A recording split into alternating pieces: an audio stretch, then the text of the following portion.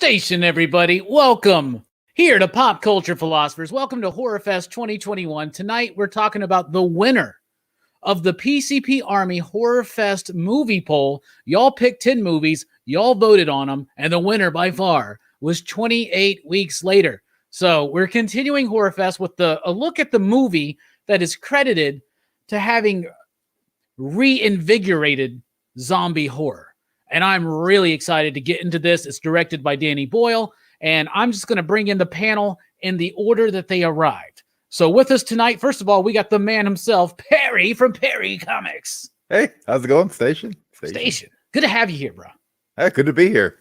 Yeah, good to be here. We're going to go ahead and bring in this next guy, even though he didn't watch this movie. He watched the Sandra Bullock 28 Days. It's Hammer Time Holshoe.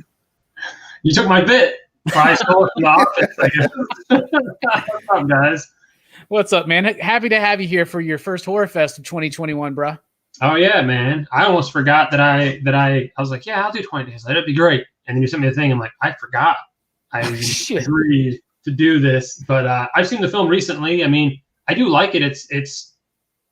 We'll get into it. I enjoyed it on the rewatch, and it's. I'm happy to be here. I'm happy you're here too. We also have Jay Struick. What's up, my man? Brah! Love this movie. Excited to be here. Yeah, it's a really good movie. I'm excited that you're here too. I'm also excited that good old Jab's here. What's up, buddy? What up, man? Yeah, I'm glad I'm here too, man. I was a little late, but things happen. Can't wait to talk about this one though. This is a banger. Yeah, it is. Speaking of bangers, what's up, Brooks? Hey. Did you have any bangers and mash today? I did not. It would be an appropriate meal, I think, during 28 Days Later, though none of the characters in 28 Days Later had the chance to have some bangers and mash. I'll just say I that. did have fish and chips last night, though. Bruh. Interesting. Over here, we just call that fish sticks and French fries, okay? Yeah, just so you know. basically just fried cod with French fries. Yeah. Well, that's fish and chips, right? Right? Anyway, all right. So we're going to talk about this movie. 2002. This movie came out. I saw it when it first came out. I was super excited for this. I was a big fan of Train Spotting. I was one of those few that liked The Beach, right? So The Beach was a novel by, is it Alec or Alex? It's Alex Garland, right? So Danny Boyle had made his novel into a movie, and then Alex contacted Danny and said, hey, I got this idea for like a new type of zombie flick. What do you think? And so they eventually worked together on this movie. I love this movie. This is where we get fast zombies, and some people argue that it's not a zombie film, and I just want to get this out right now, okay? This is a zombie film. Zombies can be undead, and zombies can be infected, right? So people credit this and Resident Evil with kind of reinvigorating that zombie craze, but it wasn't Resident Evil. It was this one. This movie was critically successful. You don't know that? Yeah, no, I know that. This movie was critically successful. It was commercially successful. And it just... What? Somebody say something? no, I'm calling Capcom right now. All right. Well, I really, really like this movie. I liked it at the time. I was like the hugest fan. I overall think it's incredible. It's one of the best zombie films I've ever seen. It's one of my favorite Danny Boyle films. He would go on to eventually win an Academy Award with Slumdog Millionaire, which is the only one that I would give a slight edge to. But zombies were fast. They were a little bit different. The way it was shot on digital video. So like very cheaply, but they would clear out the scene, like the streets of, in England, they would have like 3 or 4 minutes to get a shot. And dude, I love this movie. I could go on and on and on. So overall, I freaking love this movie. What did you think, Perry? And this was your first time. So what did you think? My first time watching. I like the progression. Like I found myself appreciating the movie the more I watched it. Because going into it, I was like, all right, what a punch in the face the way it started. And then it kind of dragged out. There's a lot of driving and walking around. But like the buildup of suspense when things happen was so perfectly executed. I was like, all right, this is great. I really enjoyed it. Heck yeah, I'm really glad that you enjoyed it. What did you think about the look? Because it's one of those things that some people today, I've heard people that watch it recently, and they go, oh, it looks so rough and raw. I'm like, no, you don't understand. It was filmed with like $10,000 cameras. They didn't have, it looked like they had different cameras. Like, and like there will be one scene and they'll start with like camera A, camera B, camera C, and it's like they're all different color grades and all like different resolutions. So I was like, this is a little bit weird at times. And I noticed there was like a glow around their characters a lot. Yeah. I don't know if that was intentional or not, but It was. I don't know, I thought it was cool. It kind of like it made it stand out. It looked very different than anything I've ever seen. Yeah, and it's like almost doing like a found footage type movie without doing all the trappings of a found footage movie, right? It's still got explosions. It's still got amazing camera work. Like it made, like when I first watched this, I was like, you know what? I feel like I could get my DV camera, like, $200 camera and go make this. But nobody could. No, not at all. Big budget. What about you, Hammer Time? What do you think about this movie overall? I like it, man. I liked it the first time I saw it. I liked it on the rewatch. I liked it when I more recently watched it again. You're right about the style, though. It really, to me, though, it kind of reminds me of like early zombie flicks, like Dawn of the Dead. There was like that saturation. It feels almost like film grain, even though it was digital. There's definitely a weird look to it that also I think helps the film. You can't pinpoint the film. They don't talk about cell phones. They don't talk about computer. You know what I'm saying? It could be a film that took place during the early 80s or the late 90s. I think the style works for it in that regard. But I enjoy it in the rewatch. I think it's a great film. I think it's a lot of fun. There's a different take on the zombie thing, but it still feels original and fresh and enjoyable. Yeah. So I love it, man. And if you hasn't seen it, if anybody watching that hasn't seen it, you owe yourself a favor to definitely check it out. Oh, that's fantastic. It's streaming like right now, like on HBO Max or something like that, right? Is it really? I had to rent it. Yeah, Damn I have it on Blu-ray, but it is on HBO Max. Harry's like, God damn it. Look at $3.99. It's like free in most places, dude. Yeah. That's funny. What about you, Jay Strick? What do you think about this movie overall? This wasn't your first time, right? No. I snuck into the movie theater and saw this when I was like 11. So 11. Thanks for saying that, buddy. Jesus Christ. Yeah, that's bad. You're children. I'll say this movie fucked me up as an 11-year-old. I'm like, bruh. Like when the zombies are like throwing up, I was like, what the hell is happening? Yeah. Dude, I adore this movie. I think the way it's shot is there's nothing like it. I think the use of zombies is something totally different. I thought it was awesome. I think the movie still holds up in 2021. I think the evolution of fucking Jim is crazy. He starts as this like little wanker and he turns into like berserker Jim by the end. If you're gonna say wanker, you gotta be like wanka. Wanka. And I think the movie too is like trying to say something, and we could talk more. We're obviously going to talk about that more in the theme and whatnot, but it's a dope ass movie, man. If you haven't seen, I mean, it's definitely in the top 5 of zombie movies of all time, I would think. Yeah, I think I don't know what else. Like, I don't know. It's not one, I don't think, but it's in the top 5. It's definitely in the top 5. Yeah, because it's fire, man. This movie is 20 years old next year, right? And it's old. It still holds up, right? It still feels like John said, it feels like something that could have taken place in the 70s or the 80s or even today, right? It doesn't feel super, super dated. So like, I mean, I freaking appreciate and love it. Like, it was interesting though watching. I haven't watched it in years. And at first I was like, it took my eyes a while to get used to the resolution. Yeah. Right. Cause I was like, oh wow, this, I forgot, like, yeah, it's DV, but it is digital video. Like, but they were able to like play with some of the colors and they were able to like, so these cameras are cheaper. They're easier to move. So they could set up those super quick shots. Yeah. And they would have like Perry alluded to, they would have multiple cameras going. So the actors had to remember that there's a camera there and a camera there and a camera over there. And I mean, they had like all the cameras running on that one explosion. This movie was made for $8 million. So they had one explosion, and that explosion's in there, by the way, because Danny Boyle said, even though it's a cheaply made horror film, we are competing against Michael Bay. So let's throw an explosion in there. Speaking of explosions, Jelani, I know that you're a fan of this movie because we watched it back in the day together. In fact, you were one of the zombies from 28 Days Later one time for Halloween. Yeah, you were Mailer. So what do you think about this film overall? Dude, bruh, God dang it, y'all said pretty much everything, but this movie is brilliant. It's like on every level. Now we talk about cinematography. This is some of the best cinematography I've ever seen in just a straight horror film. For me, it's so gritty. It's so in your face. I like it. I when I on the rewatch, I love it because I watched it on my beautiful new television, and it is freaking amazing.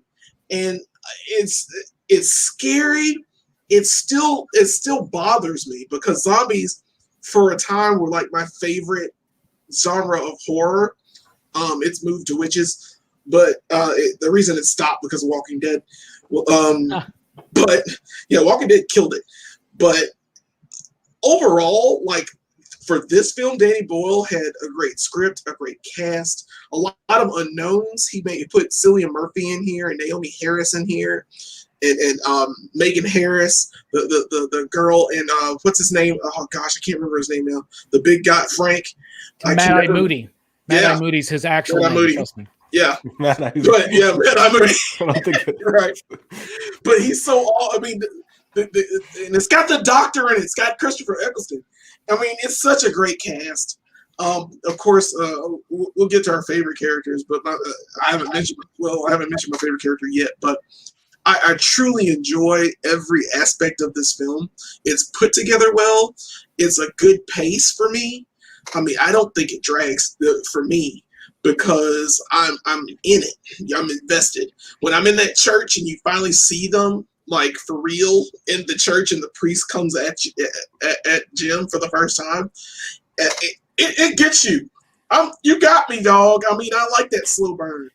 It's what The Walking Dead should have been in some form, but it wasn't.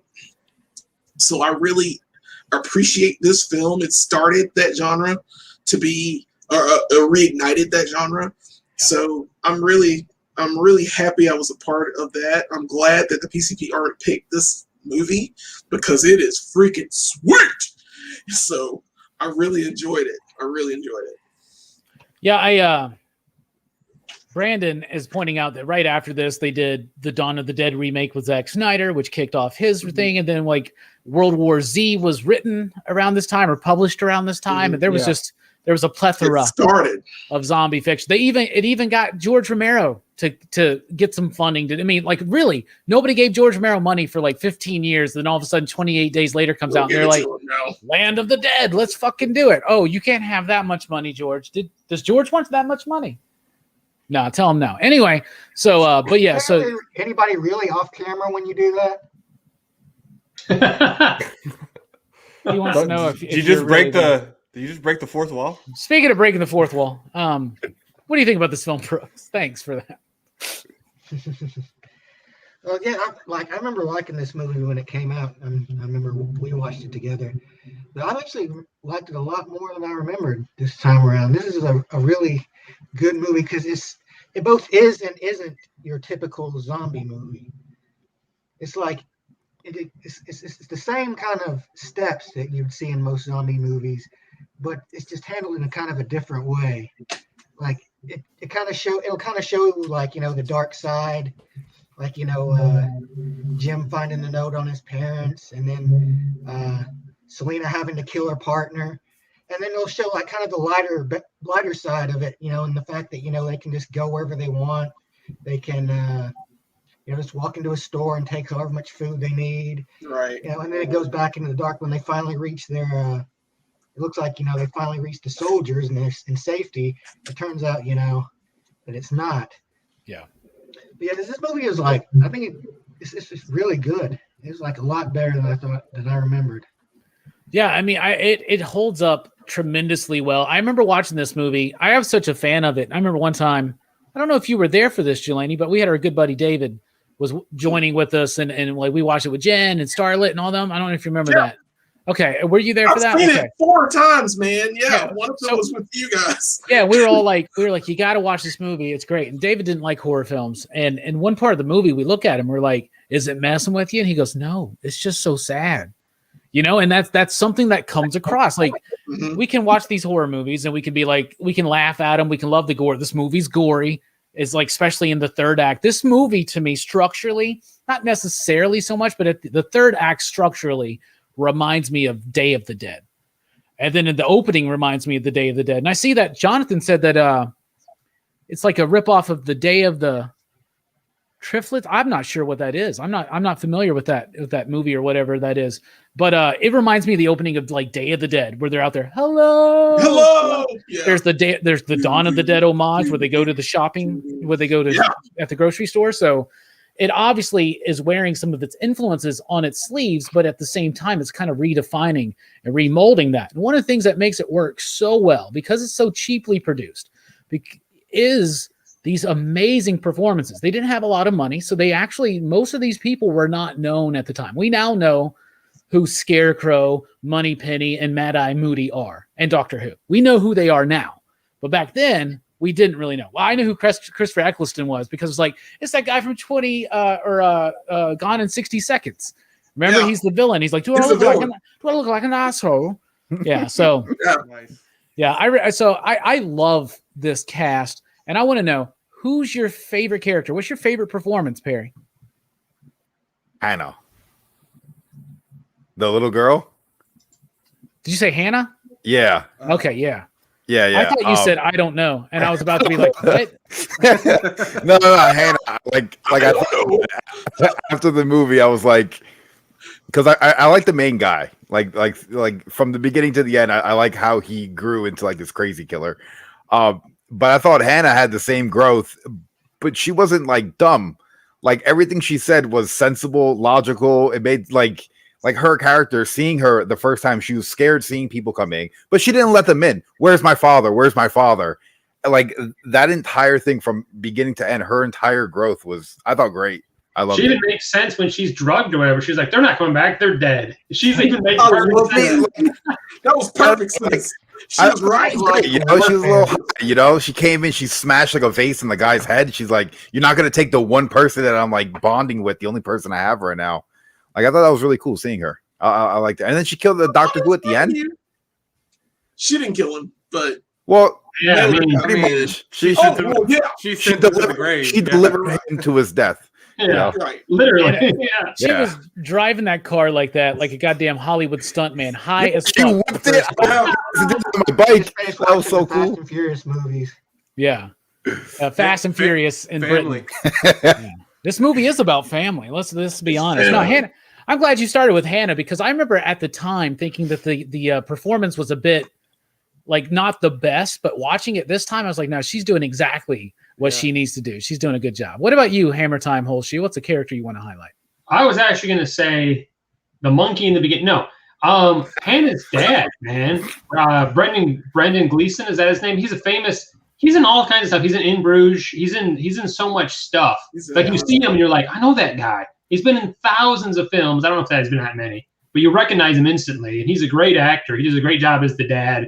You do feel for him, and you understand why him trying to get his daughter to safety, and especially when the thing happens, which is the most kind of effed up way to go. And he's like, stay away from me. You know what I'm saying? Yeah. When I first saw that, I'm like, Jesus, I didn't think about something as simple as that, which if that can get you, then it seems like in these other fights, the people would have got blood in their eyes, but we won't get into that. But I think he does a great job. He's a great actor, and he's not in the movie a ton, but he does a good job when he's in it. And again, go find his IMDb page. He's in a lot of fucking movies. Yeah, and he's a great actor in all of this movies. Yeah, he's phenomenal. He's my favorite. I agree with you. Frank is my favorite character in this film. That fatherly thing, which is a thread that goes through Jim's arc that we'll be talking about later. Speaking about threads that go through arcs, Jay Strick. Sometimes you wind up with the dud. It's just the way the universe works, but you just roll with it, right, Jay Strick? Speaking of rolling with it, why don't you go ahead and roll on through and tell us what your favorite character is? I guess I'll go with the Major Henry. Christopher Eccleston. He's the doctor. Yeah, he played his role perfectly. I think that was his voice on the intercom. Yeah, he was. He leaves that. What did he say? Like salvation is here or something. Yeah, salvation is here. Yeah. The answer to infection. You're just like, fuck, bro. Like you knew something was up with him as soon as he was introduced, and I thought he played his part well. And it's his role is kind of fucked up when you think about it. He's just he's trying to get the girls for his men because he's trying to keep the order going, right? Because that's all he knows to do, and so he's just gonna do it, even though he knows it's wrong. And I thought he did his job in the sense of he made me hate him, and so that's what he was supposed to probably be doing. Honorable mention for the crow. That crow fucked me up, man. Yeah. Like, when he drops the blood in his eye, I was like, that's evil. No, the movie Frank. That moment gets me because I skipped that part. I skipped that part this time because I couldn't watch it. I was like, I knew it was coming. I was like, nope. Bro, you gotta watch it. They build up the whole idea of how quick someone turns because in some zombie movies, seconds. in some zombie movies, it's like a few minutes. Some zombie, and even in the same movie, has to like hide their injury for long enough. It could be days, and that's a terrifying thought too. But imagine like that you don't get any time to like come to kind of grips with the idea that this person is about to go. Like when Frank gets got and he has to like toss Hannah away like that, bruh. That's like a heartbreaking scene. And Christopher Eccleston does a great job because he plays that hope at first, right? And then you realize, like you said, he knows this is the wrong thing to do. Right. But he's trying to like figure out what he can do. He's like, I guess I need to be in charge now. Like this, I'm the one in charge. Like you get the idea that he's high ranking in the British Army, right? But then you got like a bunch of, it's kind of like in Day of the Dead where like, those weren't the people in charge to begin with. Yeah. They just the people they wound up stuck with because of rank, right? Right. And he's trying to keep his people together because they're starting to become quite like the infected, even though they're not infected, right? Right. And I really honestly think that he intentionally tells Jim so quickly what his plan is because I think he knows and I think he wants to be stopped. Anyway, speaking of wanting to be stopped, let's move on through. Jelani, favorite character? I'm gonna have to go with Zombie Mailer because I played him as a Halloween costume at a club, which was kind of fun, and the reason why as well, especially in this watching, because when I watched it again, I was like, damn, I really liked him. Like I liked how that whole third act scene where he's like in the window. And you get the silhouette of him at first, and then the light comes up, and his eyes are open. He's just like, "Oh God!" It freaked me out again. And I was like, "Yeah, you got me." And rarely do I choose the zombie because I have a thing about zombies now. But he was just so compelling to me, and the fact that he gets Christopher Eccleston at the end, it makes me feel good because he had him chained up, and I was like, "Why are you chained up?" Oh God. It just felt horrible that he was doing this to his own man. Yeah. And he wanted to see how long he wanted to die, but he didn't do that to anybody else because I'm pretty sure he had a full company of people. So this is the guy that he's chosen to chain to the garden and do this crap to. So like Christopher Eccleston gets his comeuppance just straight up from that character. I absolutely love him. My second would have been Frank, just because Frank is the father figure and he is there for such a brief time. But you gain a lot from Frank in just the short time that he's in because they build his character well. Danny Boyle knows how to get his story to where it needs to go. I mean, he has a lot of movies that do this, but he's able to tell his story through his characters. And give and Brendan Gleeson gives that performance of a father figure to where it makes you, it feels really good inside. But Mailer was going to be my first choice anyway because he's fucking boss. So I like how he wins at the end. He doesn't get killed. He did nothing. He's dead, but he's they're not quite dead. They're not undead zombies, right? And I see it in the chat again. This isn't a contagion movie, it's an infection movie, but at the same time, so was Resident Evil. There can be undead zombies, there can be infected zombies. The point is that like they're dormant for most of the time. Like most of the time they're just like completely still, but then like once they get the sense that somebody's around, Yeah, then They're like, go, berserk.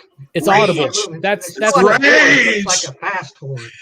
All right, that's what Danny Boyle says in the commentary. Is that if you notice in the movie, they're sparked by noise, like when as soon as he says something in the church, that's when everybody's So, like- like, you know, and that's a really chilling scene. Brooks, what's the character you want to highlight? Boy, I'm so glad that nobody picked Selena because like I didn't have a backup. You mean Moneypenny? I don't watch Bond movies, so I don't. Oh, God damn it. She's Moneypenny. I don't know anything about that. She almost kills Bond. Yeah. And she shoots him in the heart. Yeah. Or the chest, anyway. Yeah, Selena is great because like she has the like opposite story arc to Jim. Yeah. Whereas like when they meet, Jim's like the naive, you know, the guy who doesn't know what's going on, and you know, and she's the super competent one who's willing to like, you know, do whatever it takes to survive. And you know, as Jim kind of gradually gets harder, she kind of gets a little softer and learns like, you know, she learns to care about people again, you know. But she's still like really badass, and she's a babe too. Yeah. Bro, she is so badass in the movie. When Mark, her buddy at first gets infected, Oh, and man. she just God, That was so brutal. didn't even hesitate. But I mean, like it makes sense though. Like they must have had it. She probably would have like had some kind of an agreement with him, I'd imagine. Yeah. Like Yeah. if either of us suspects either one of us is like, you know, infected, just do it. Oh yeah, for sure. And she's also, I love that arc she has because she almost kind of becomes Hannah's big sister, right? Yeah. And that's a really cool. So like that bond is kind of what brings her back from, you know, Yeah. being just a survivalist. Exactly. She's amazing in this film. We pretty much covered everybody, right? Except for the dick cheese. It's like, oh, you tell me so, sir. There's that one military guy that's just like so obnoxious, and you're just like, I cannot wait for I hate that dude. guy. And speaking of Mailer, one of my favorite bits in the whole movie is when they walk into the mansion that they've, you know, taken over, and they see the cook dude run screaming across, and then Mailer like is running out It's like a Scooby-Doo moment. Yeah. Exactly. I fucking love that bit. I love how it can shift into comedy. It is incredibly depressing and sad. It is horrific and scary and gory and gross, like vomiting blood and all kinds of stuff, right? But it also has these moments of humor and lightheartedness. The whole scene where they're at the grocery store, you know, and they're like talking about, oh, you just can't grab anything. And I'm like, fuck no, old man. We're gonna grab every bottle of liquor on this fucking thing, bro. Because I don't know when we're gonna come across another untouched grocery store, right? And the irradiated Granny Smith apples, those are really nice too. But it's able to shift these tones, and we cover movies sometimes here where we talk about tonal clash. This movie doesn't have it. It balances it so well. It starts heavy. The way it starts, that deliberate pace, and yeah, a lot of people will use that idea, and I don't know where it originated. Probably in that one movie or whatever, that fiction that Jonathan was talking about. But waking up, you're in a new world.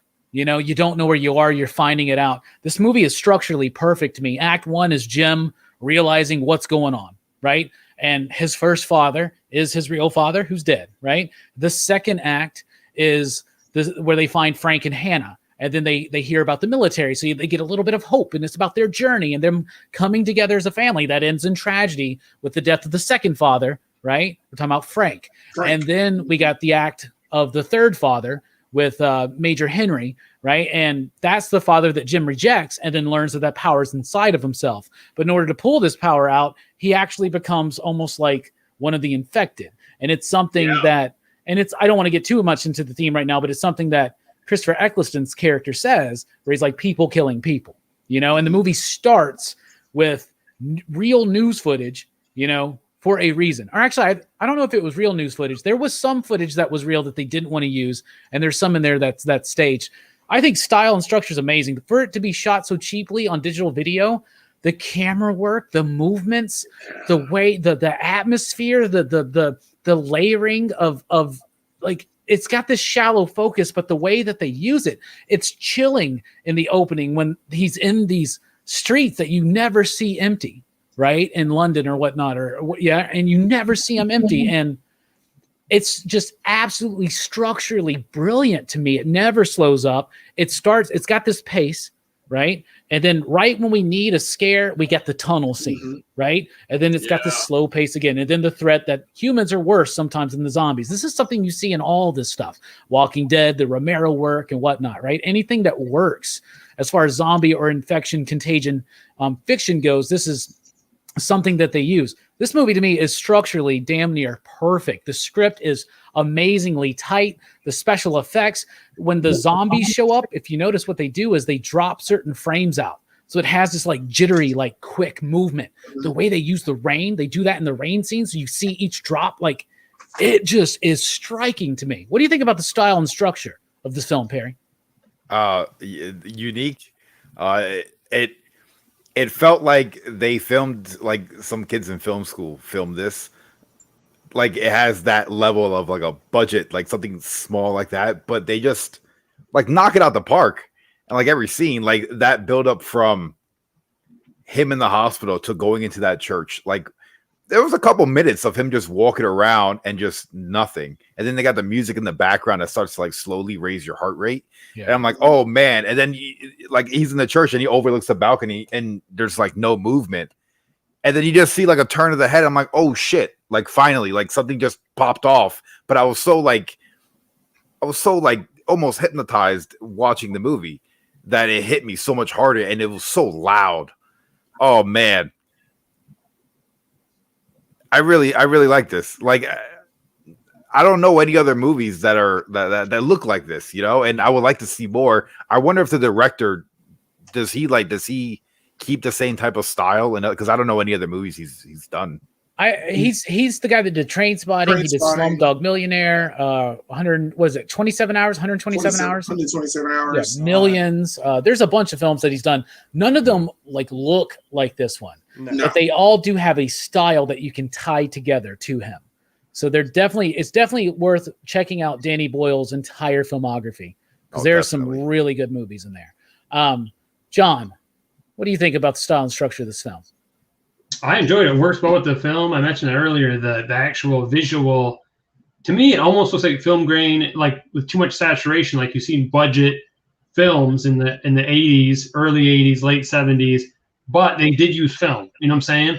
It looks kind of like that, but that was not the case here. So I don't know if that's what Danny was going for or what. But it works. The style works for it. The visuals when you see the guys with the rage.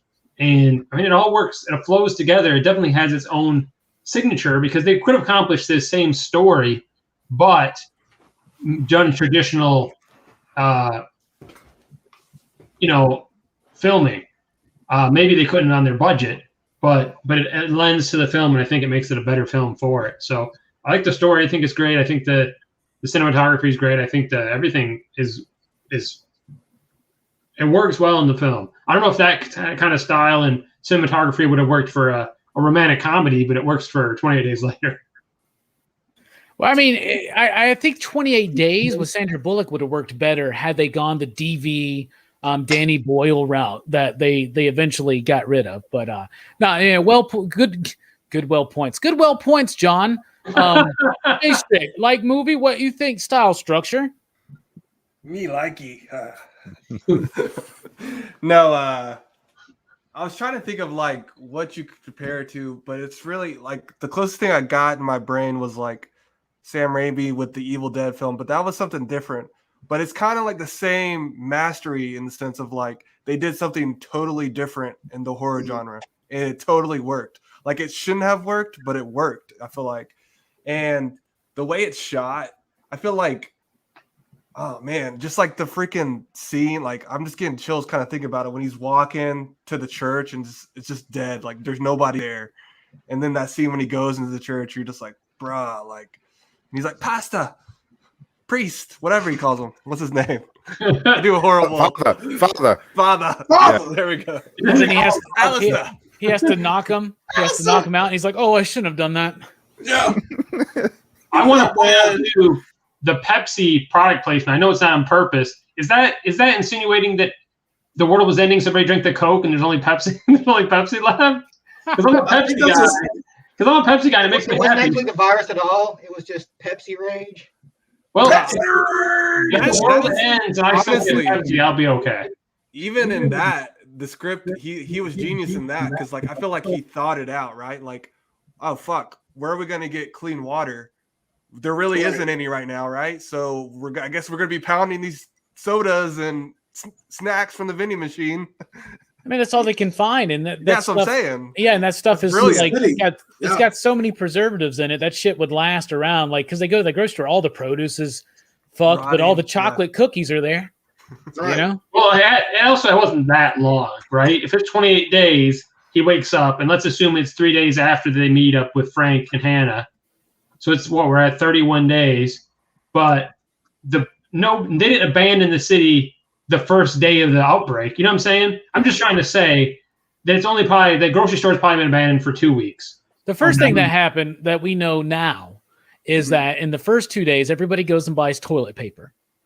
Right? Yeah, that's what all we the did. hand sanitizer. Yeah, Oh, and bottled water, and then they get in fight, and you get a bunch of Karens. If you notice, they don't go through a roll like they don't go through an aisle filled with toilet paper, right? I'm just saying, maybe Right. the movie's a They little bit don't. prophetic there, you know.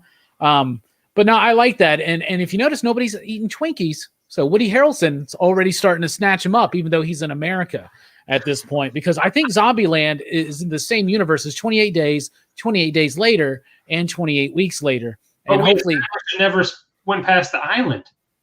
Dude, let me tell you something. I just thought about something. Who cares about 28 months later? If they just wait a few more years, they can do it 28 years later. Bring back the original cast, ignore all the sequels. Could you imagine what a crazy idea that would have been to do a direct sequel to a classic horror film with ignoring all the sequels? Nobody's done that. You're on. Yeah. Yeah. I am. Yeah. What do you think about the style and structure, Delaney? I think it's brilliant. I think it's paced well. Like I said before, it is by far one of my favorite horror flicks like ever. Just because the story is it's cut together well. It tells its story with likable characters. I like every character. I mean, even down to the major, I'm a fan. So it's just it's poor. It's not poorly shot at all. It's not the music goes with everything it wants to tell. I mean, it tells me everything I want to know in a story, on so many different levels of just how family works, how people react in a contagion, how people want to do better, but at the same time they don't know what to do. So there's just confusion, and some people have the every man for himself. Others have that wait and see. Let's see what happens. Let's band together and actually be a family. So it tells a brilliant story to me, and I really hope that like other films in the future can do things like this. I don't know what else to say about it. It's structured well. It's a good time limit. I don't feel like it's wasted any time on it. Yeah. I don't feel like anybody was wasted. I think even the guy with his bad haircut, the soldier with the bad haircut gets a little moment to be, cool when he gets killed. So I mean, no one is wasted, and I feel like it's a tight cast to begin with, but it's structured so well, and each act is so clear. And you're right about the three fathers. It is clearly what it's supposed to be. I'm still the saddest part for this movie of me is Jim discovering his parents. Oh, that breaks my heart, man. It is The note. It hurts. The note. Don't wake up. Don't wake up. Don't wake up. It is so heartbreaking, and like the fact that he has to do what he has to do with his family. It hurts my heart. So it has these touching moments. It's got the funny moments. It balances everything very well. So I think it's a fantastic film, structure-wise, story-wise. Like I said, again, it's shot well to the point where I'm glad that they were able to take those few minutes to clear the streets and how quiet it feels and how eerie that is to be alone in the middle of this, in the middle of this large city. It's shot the way that's shot. Oh my God, it's just mind blowing. So I could rapid fire things about 28 Days Later, but it's done so well. I'll watch it, 4 or 5 more times. I mean, I've seen it probably 10 times, 12 times maybe after this one, the way I'm thinking about it. So I've watched it numerous times, and I think I don't think there's been a year where I haven't bumped into it somewhere and just said, hey, I think I watched 28 Days Later. Yeah, so there it is. Brandon, watch what you're saying, by the way. That's blasphemy. Watch what, I mean, it's not great or nothing. Really? Come on, Brandon. Stefan says, did you hear the little boy that infected that Jim kills in the diner? He was screaming, I hate you. Ooh, yeah. Oh, I didn't notice that, actually. I'm going to pay more attention. Skywalker? It's a rage virus. It's a rage virus. He's just looking for some cheeseburgers. Yeah. Just looking for some cheeseburgers. Brooks, I got a question for you. Oh. Did you notice that these eggs were off when you were cooking them? I thought the salt would cover it up. Speaking of salt covering it up, Brooks, what do you think about the style and structure of this film? Good job. I think the style in this movie is really good. It's very, it captures the kind of emptiness of this world, where there's nobody there until and when there is, it's like not good, This is like pretty early on, like the whole shaky camera thing wasn't too was relatively new, I think, when this movie was made, and I think it uses it like as it should be used, to add some tension to scenes and stuff. Better, so yeah, I think this movie is like the style fits for the kind of movie it is, the kind of zombie movie, as it knows when to pull back and let the characters do their thing and do some development, and when to ramp up the tension and get you. And the music works really good with this movie as well. Yeah, it does, and that's a great segue because we're about to talk about the music. Oh, really? Yeah. I would never have guessed. Never would have guessed. The music is done by John Murphy. He's a British film composer. He is a self-taught multi-instrumental musician who began his career in the 1980s, working notably with the Lotus Eaters, Thomas Lang, and Claudia Brucken. Since the beginning of his career, he's collaborated numerous times with several directors, mainly, guess who? Danny Boyle. I just read that straight from Wikipedia. I love the music in this film. It is... You got guitar, you got synths, you've got typical classic horror type score in there. It freaking works. And then there's a stripped down version of a song, and it's by what's the band? Godspeed You Black Emperor. That's the opening where it just starts, and he's like going through the streets, and it gets bigger and bigger and bigger, and it just gets into it. And this movie was filmed before 9/11. And it was released afterwards, right? And that scene where he goes and finds all the pictures on the wall, all the notes and stuff, bro, that was so freaking chilling to see at the time. There was no way that it wasn't but this was filmed before that. The music adds so much to this movie, and I don't know of a song that was more perfectly utilized in the opening of a horror film than that one, and the entire score is amazing. What do you think about the music, Perry? I thought it was great. It was very different than anything I was used to because it's not like typical music I would listen to. Even the classical stuff, like when they were in the car with the new dad and the daughter, and they were driving, it was like this classical piano playing, and I was like, this is kind of cool, actually. This is very different. It's kind of I feel like I'm on a road trip right now. The music. If it was differently, I think the movie would be completely different. And not even just the music, just the little sound bites. When they first rescued the main protagonist, and they went into that little shop and they closed the gate, and they were talking about something that had happened and they had to kill somebody. You could hear zombie screams very faintly as he was talking, that it's like he's reminiscing on something, and it's like you almost feel like you're there, but you're only seeing his face.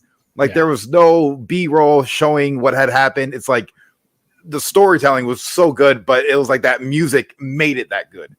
Yeah, it adds this like almost 4-dimensional aspect to it, if that makes sense, because it goes beyond just the 3-dimensional. It's great. Another thing that's utilized is there's hymns throughout this movie too, and very like spiritual songs. And that is an interesting thing to think. And then you notice that like there's the church scene where the cross is like looming over Jim as he goes in and as he leaves. And then at the mansion that the military takes over, there's a statue that's there at the front, and it's like it's something that represents suffering, because this movie thematically is a lot about suffering, right? And the response that we have to suffering.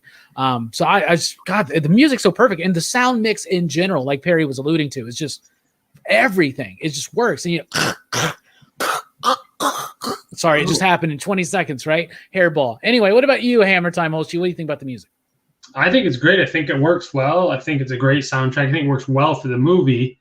And you can tell that I'm happy that, what was his name? Steve Murphy? Sean Murphy? Papa Murphy? Who? What Murphy? You talking about the actor? No, the soundtrack. What'd you say the guy's name was? I don't think you said anything. He did. He said the guy's name. John Murphy, bro. John Murphy. He's got my name. Is he Cillian Murphy's uncle? Is that how he got the gig? And weird bit. It works well with the film. It works well with the film, man. It's an amazing soundtrack. You can tell Danny Boyle cares about, there are some directors you can tell that are more the soundtrack is important to them. There's some directors you can tell it's like they farm it out, or we're going to use this licensed music or whatever. But you can tell that Danny Boyle, it works with the atmosphere. You know what I'm saying? Good music really can add to the film. The soundtrack is fucking awesome. Good music is essential to a good horror film. It could be the dumbest, cheesiest horror film. If it's got good music, it will work. And I'm going to tell you what, speaking of bad movies that grow on you, especially because of the music, I am loving Malignant more and more each day.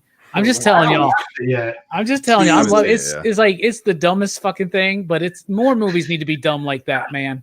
We love some dumb horror movies. We love some dumb horror movies. Anyway, speaking of dumb horror movies, Jay Strick, what do you think about the music in this one? I didn't notice it. What's the music? How long we been doing this show? Nah, bruh. Yeah, I agree with you, bruh. Bit, please. First of all, you calm down over there, young man.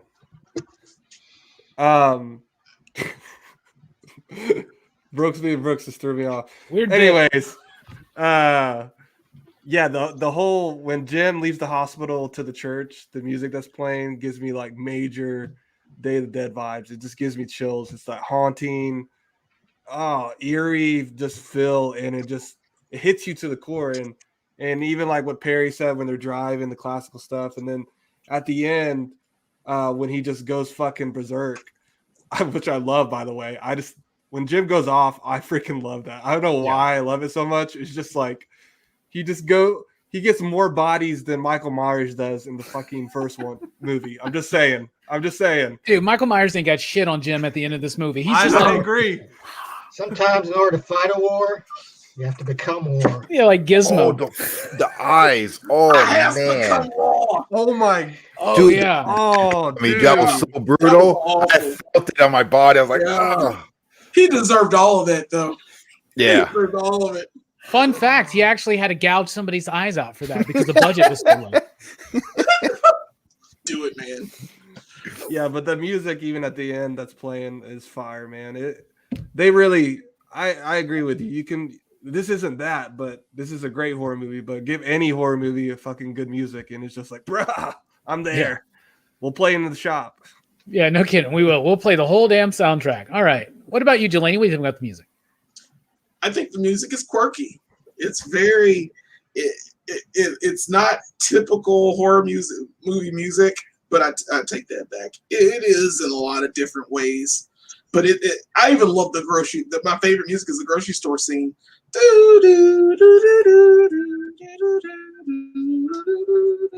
I love that. I don't know what it is. It's like the lighthearted part of the movie, but it feels, it feels like, I don't know how to say it. The music is lived in for some reason. It feels like it belongs there. A lot of the scenes that are as haunting as they are, I like the lighthearted scenes like that. It's just great. It's great peppy music to just put in there. And the fact that, you do have classical music. You do have, haunting tales. You do have that, like I said in the chat, it's like that crescendo at the beginning. It's so just, it's beautiful. I don't know how to explain it any more than that. It's a great soundtrack. It's a great score. It tells it's like we said before in other movies. It's like a character in this movie, and it's very quirky to the fact like it doesn't feel like it should be there, but it is there, and it's just great music to me. Nice. I can jam to it. Yeah, I could jam to it too. I was listening to it all day. Not all day. I'll be honest, not all day. They weren't playing it at Viet Hong. I'm just going to say that. I wish that'd be great. If you go to get some pho and they're playing the fucking score to 28 Days Later, I'd be like, I'm going to eat here every damn week. Speaking of eating here every damn week, Brooks eats to the same fucking restaurants he's got routine, don't you, Brooks? A bit. What do you think about the music? Don't fucking out this man's food on the internet. I'm off on the segues tonight, y'all. I don't know what's going on. Like classified information on me, Yeah, bro. man. CIA Burger start tracking King, me now. McDonald's, Taco Bell. Gosh. Whatever's close. Guess where this cup is from? Burger King. No. Oh, Yeah. nice. Yeah. That's pretty good. Okay. Brooks is that one guy that still eats Burger King no matter what. Well, It's there's been a Burger minute King, since I had minutes Burger away King. from my house. Yeah. Anyway, what do you think about the music? Spoilers. It's not back chat. Why are we talking about food? I'm sorry, that's my bad. Well, like I said, it works really well with the movie. And this soundtrack, I thought it was very punk rock kind of, which makes sense, because it's a movie about fast zombies, so you kind of want that upbeat type of music like that. But yeah, and it also kind of fits with the theme of this movie is very anti-authority. And, that's a real it's a kind of a punk thing too. Yeah. And it also has I remember some pretty funky bass lines in this soundtrack too. Yeah. So yeah, this is a good example of a soundtrack that belongs with the movie it was made for. Yeah, absolutely. Absolutely. So we've been touching on this stuff all night. So right now, let's talk about the thematic material of the film. This film is about, like most films, a lot of different things. So Perry, to you, what is this movie about? It's an experimentation. They're just letting England fucking die, and the rest of the world is just sitting around. Let's see what happens, Yeah. That's what it feels like. And so that would be a good segue into 28 years later, and they're still on the island, and people are finally coming to rescue them. I don't know. But yeah, that's what the movie felt like. It felt like just people killing people. Yeah, right. There's not a lot of zombie screen time. I mean, when there is, it's cool, but it's mostly about this journey that they're on, the bond that certain people can have with strangers, and then how people can be very deceiving to get their own agenda. But yeah, I enjoyed the story as a whole. I thought it would have been cool to see what the rest of the world was doing. Yeah. Because England has fallen. The whole country is dead, a ghost town, a ghost country, and there's nobody, no outside media, nobody coming to see what's going on. Maybe nukes are about to just blow England to hell. So it would have been cool to see that. But yeah, I don't know. That's kind of what I got from it.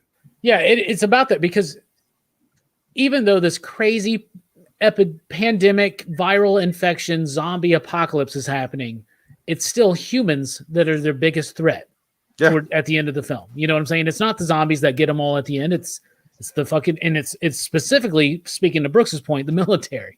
It's authority, and they do mention in the movie that before the radio went dead, the last we heard were reports of infection in Paris and in New York, right? So you get the idea that it's happened, but then you see that moment where Jim sees the plane fly, and that was just of the spur of the moment. Danny Boyle was like, "There's a fucking plane, just film it."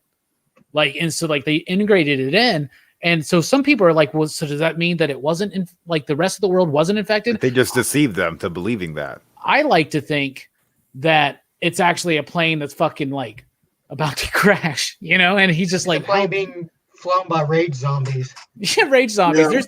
Why not? They're smart. They're throwing Molotov cocktails at the beginning of this movie. Remember that? Like no, it's not. It's Selena. It's Selena that are doing that. My bad. Yeah.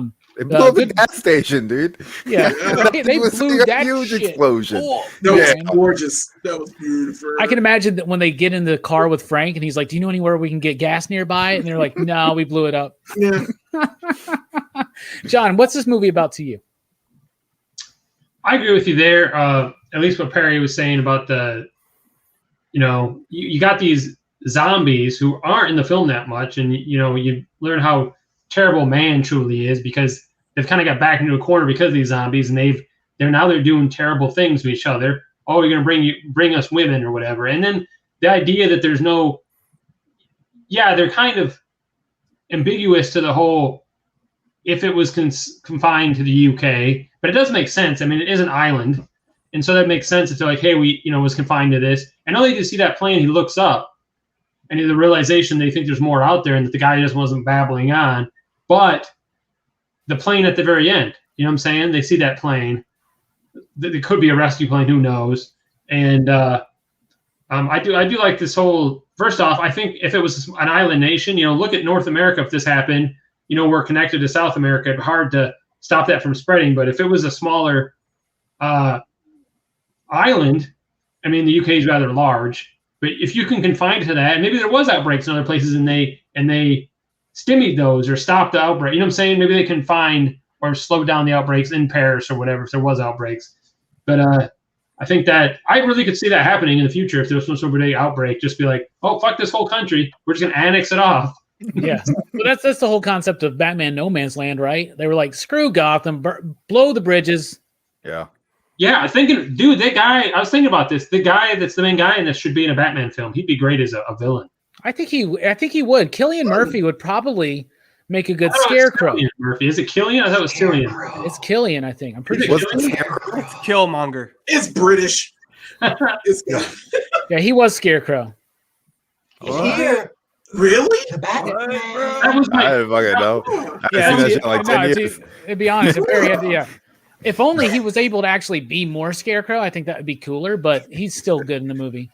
But he reminded me of Christian Bale from The Machinist. Like whenever he had his shirt off, I was like, "Oh shit, he looks like Christian Bale." And then we see his dick a lot. Yeah, you can see his flaccid dick. I was about to say. I was like, the nurse put a blanket on him. I think one of the there's a lot of like Catholic imagery and symbolism in this movie, especially with the music at times. And I honestly think that when you first see him, he's meant to like portray like Jesus on the cross. Wow, like or something like that. The return of Christ. Whoa. I know, sidebar. I know Jelani really liked the zombie tits at the end where she was running. Yeah, that was a great little, just like a quick couple frames. I don't like zombies. A, I don't like zombies. B, I don't like Contagion. B, I don't like zombie women with no chest running at me. That's not going to help me. That doesn't help me in any way. Thank you. Just wanted to put that out there. Kind of zombie racist? Yeah. Jesus. Yes. All right, moving on. Jay Strick, what's this movie thematically saying to you? Yeah, I had to throw my zinger out there before I got serious. Because, dude, I love this movie, man. I feel like the thing I took away is, like, protecting humanity is not protecting humanity if you lose the thing that makes you humane, right? Like, you see both sides of that, right? You see Jim and his relationship with Selena and how he's wants to find the good. Even, like, she, like, when they meet Frank and Hannah, she's like kind of wants to bail. She's like, they're gonna be dead weight.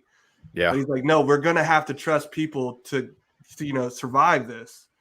And then you see the other coin of that with the officers, right? Like, we're just gonna fucking rape these women and kill anyone that gets in our way because that's what we have to do to survive now. That's kind of the opposite of what makes us human. You know what I'm saying? Yeah. And even you could even take that even to the beginning of the movie, when they were testing on the apes. It's like, dude, that shit broke my heart. I'm like, That was no, crazy. like let the monkey out. Then you're like, no, don't let the monkey out. Get in the cage. That's another bit too. Is sometimes the misguided attempts by activists Exactly. is like and getting in over your head and not fully understanding a situation and the nuance of everything, right? For sure. Because he straight up told him, no, they're infected. infected. Do not let them out.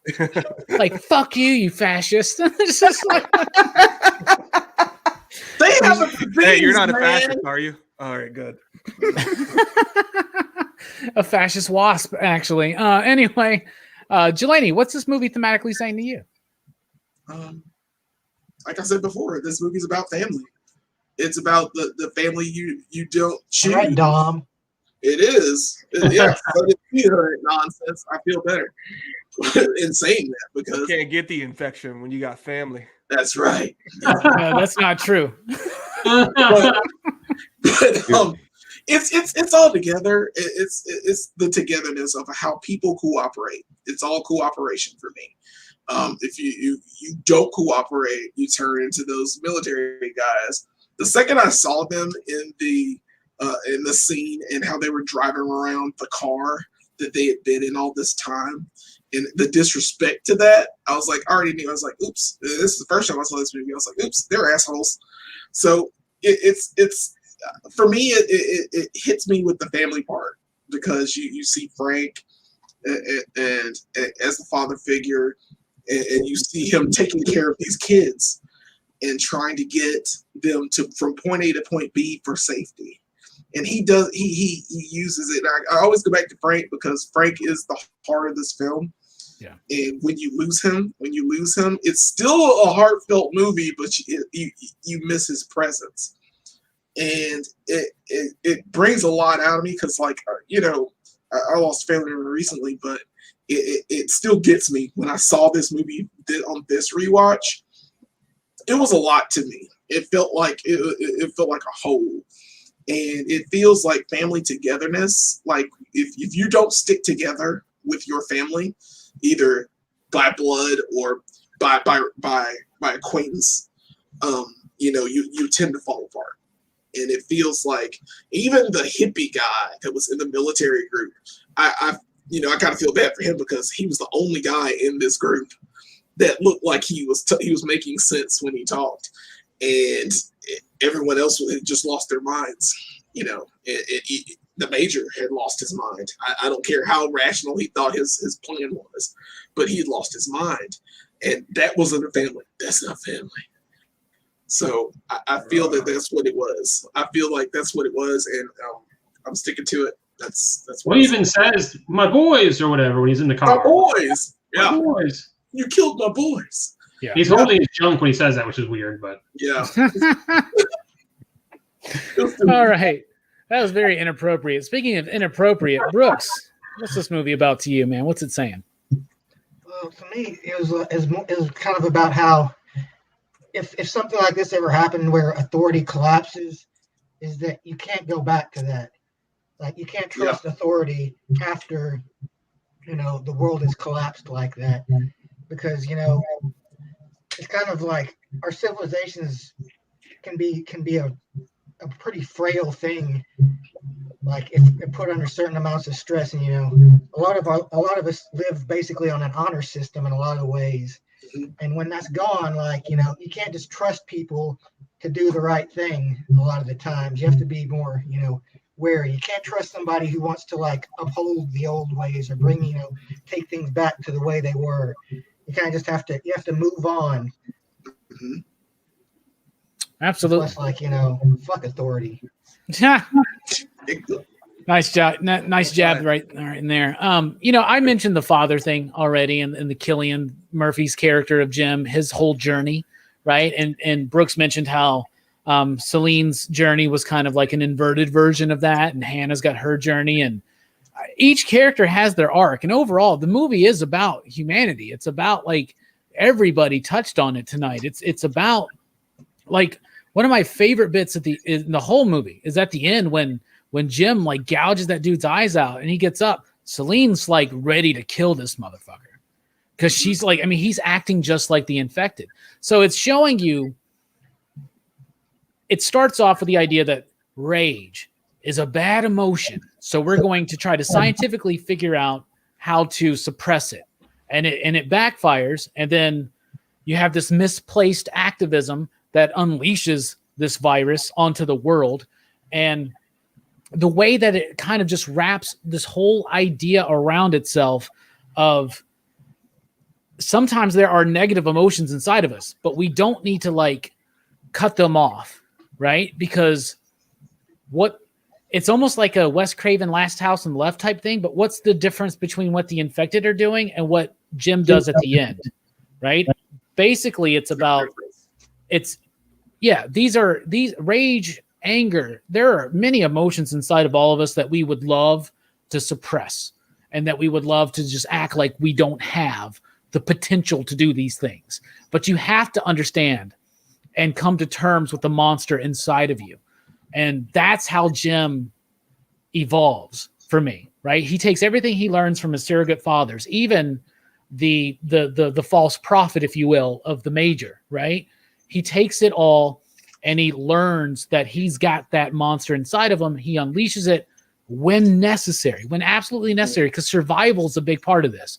And the whole idea that this movie touches on themes of isolation and loneliness and faith and humanity and a God in a society. It deals with all of these things, but at the end, everybody here is right. It touches on all these moments of family, of faith, and you get the sense that trying to hold back something that we are all capable of only allows itself to rear its ugly head in more monstrous ways. If you don't control your monster or your shadow within, it will control you. You get what I'm saying? So I think that's kind of what it's about. It's also just about this crazy infection. That, like, didn't Yoda say what you're saying? No, there is another. Not that. God damn it. All right. Why are zombie movies never about zombies? Yeah. What's the deal with zombie movies? What are they all? No one's gonna. Did anyone notice when they first meet the dad and they're running in that apartment building to the top floor and they first see him? He's wearing a ski mask. Like, what's the point of wearing a ski mask? Well, he doesn't get blood in his mouth. Blood getting out. What do you mean? There's a hole for your mouth and your eyes. Well, he's also got a gas mask on too. Yeah. I guess. I it just doesn't make any sense. Like, he walked in and takes his ski mask. Like, he looked scary coming in. When he first walked in the apartment, he was wearing the ski mask. I was like, oh shit. And then he takes it off and he's like this nice, this chill dude. I was like, all right, dude, like, bro, kind of scary. I thought he was gonna kill him or something. He's been in this apartment for 28 days, man, right? He's just made a superhero suit. I bet he had like a little bat cave and everything, bro. What's my Iron Man montage? Yeah. All right. Time to rate the film. You out there in the chat, let us know out of 5 possible you digs, what do you give 28 Days Later? And Perry, what do you give it? I feel like it deserves a solid 5. 5 out of 5 for me. Nice. That's a perfect score. Yeah, I think there's so much potential, and that's usually my determining factor for if a movie is good or bad. You think there's potential for a sequel? Yeah, I'm sure there's probably going to be a sequel. Maybe one day, 28 years later. Perry, they did do a sequel. It's 28 weeks later. But Robbie called it 28 weeks later in the intro. Oh, did I? Did I? Yeah. Shit. Yeah, did. I don't like 28 Weeks Later as much as this one, but no. It's Is it the same director? No. I think the writer directed it. That? Didn't Garland direct the second one? I'm not sure. I don't remember. Anyway, nice. 5 you digs from Perry. What about you, Hammer Time? 28 digs for 28. Can I do that? I would say, let's do 5 then. If 5's the highest, then we'll go 5. Care to elaborate? Because it's a bitchin' movie, man. It's a bitchin' movie. I would say it's better than the Goofy movie. I'm going on record. Wow. Some people might. That's fighting words for some people. J Strick, how does this compare to the Goofy movie, and how many you digs do you get? Honestly, I recently watched a Goofy movie, and it's not as good as you remember.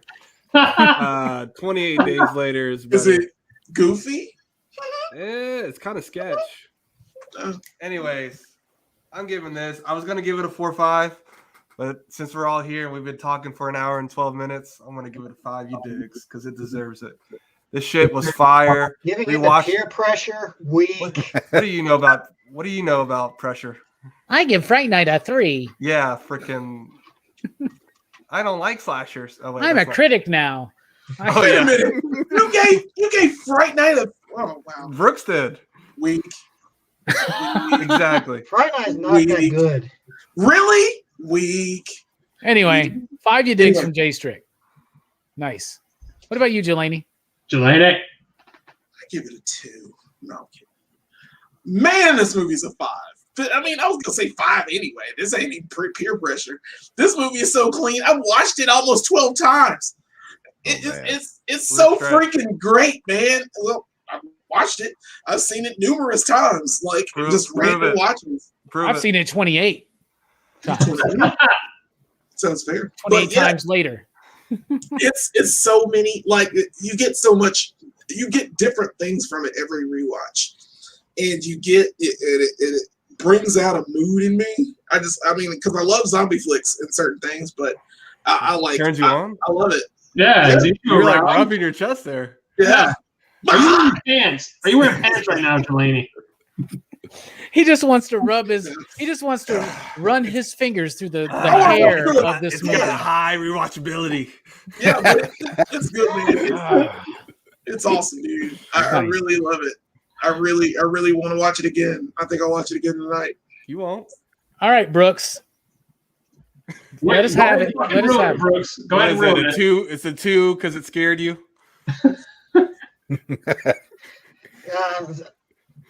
I'll give this movie a 5 too. Holy shit! Wow. It's a good movie. I like it a lot. I really enjoyed it. I'm not gonna try and come up with some kind of nitpicky bullshit and it's an excuse to give it like a 4.5 or something. I think this is like a top tier zombie movie. It is, bro. Yeah, it is. And I think it's I mean, it pretty much is a classic already, but they're not zombies. They have an infection. They're contagious. That's like when I argue about Evangelion being I don't give a shit. This is a zombie movie. I understand how people can say it's not a zombie movie because they're these crazy people. They get infected. There's so many different rules about vampires. Vampires aren't consistent. You didn't let me finish my bit, Brooks. I was being sarcastic. I was going to be like, they get infected. They attack people. If you get bit, you become one of them. It's not a zombie movie. Rob, you're wrong. Everything's wrong about that. Everything's a fucking bit on PCP, so we never know. Agree with me. Anyway, so I hate to be the one to break it. Don't fucking do it, dude. But I'll tell you this. Piece of shit. I'm going to give it a 4.5 because I don't like creme. Because I don't like creme de menthe. I'm just kidding. 5 you digs. 5 you digs. 5 you digs. I don't either. It's disgusting. This movie's damn perfect, bro. Like nothing is like this movie. Nothing looks like it. Nothing feels like it. Even the sequel was a shadow of this movie. Other zombie movies. I mean, I love this movie so much. It's got such a strong character arc for every character in there. It's saying something about the human experience, about society, about community, about family. I mean, thank God Vin Diesel wasn't in it, right? Jesus but Christ. He would have spawned a franchise. But I love this movie. It's a 5 you digs for me, which makes it a 5s all around for the first perfect score of Horrorfest 2021. Wow! Right? Wow. Right? So 5s on a six-man. Oh, 6-man panel on a 6-man panel, all 5s for a PCP average of 5. No 69, dude. Sorry. No 69. All right, let's look at what the chat said real quick. Steph, who loves this movie, said, I got to give this an easy 5. Since Z says Days is a 5, Weeks is a 3, I'll agree with that. Yeah, Weeks is a 2 for me. Jason, what's up, my man? Comics Misexplained says, haven't seen it in a long time. I can't rate it, but I remember I liked it a lot. 62 says 5.69. We'll allow that. Robbie, no, hold on. Seriously. We all gave it a 5. There's 6 of us, and I just counted. There's 9 skulls on the back of the background. I'm just saying. Bruh. Kirby gives it a 4.5. Two Gun Pedro, Pew Pew, gives it a 5, you digs. Bro, how fucking gross was it when they're throwing up? I They love throw it. up. Oh, God. Brandon says, what? A Goofy movie was amazing. I recorded the songs for my VHS Coffee using my cassette tape Walkman as a kid. VHS copy. Oh, I thought you really had a VHS coffee. I was like, that doesn't sound very good. Tasty coffee. That didn't sound very good at all. Be kind, refill. Just coffee with like little bits of a Quarter VHS mile tape at a in it. time. Quarter mile at a time. I live my life a quarter mile at a time. 5 you digs, says Jorm, who may secretly be Vin Diesel. We have never confirmed them both being in the same place at the same time. So stop it. This movie totally belongs in the zombie category. I know. Yeah. It's always been a moment of contention with this movie where people are like, no, it's a Contagion movie. I'm like, yeah, but They're sick. so is zombies. So is almost every zombie movie. It's a Contagion movie. And Ferguson wants to bring in, dude, this is a 6. It's the best. Yeah, this is a solid movie that I do think is better than Reanimator, even though I gave that a 5 you digs as well. But That's Reanimator's kind of a zombie movie, a little bit in a way. Anyway, that's the show. That's 28 days later. We're going to take a quick break. We'll be back for a little bit of PCP back chat and show and tell and just bullshitting around. And remember, one of my favorite bits in this whole movie, I forgot, Mark, an undervalued character. He's Celine's friend in the beginning, right? And he's like he said, it's like such set up as such a cool character, and then he's just like, yeah, gone. he shows up and he goes, well, Jim, got some bad news for you.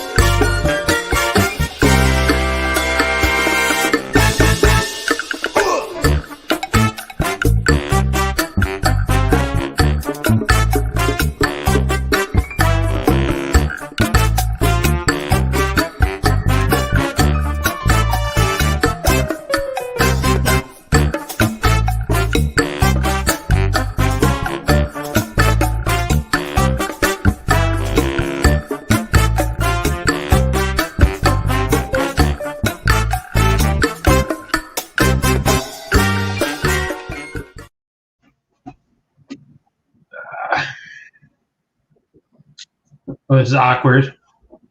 Yeah. Yeah.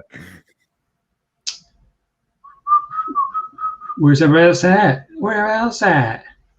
Hope nobody saw my mess in the office. I gotta get this cleaned up. I've had too many projects right now, and this is my next project. Get this mess cleaned up.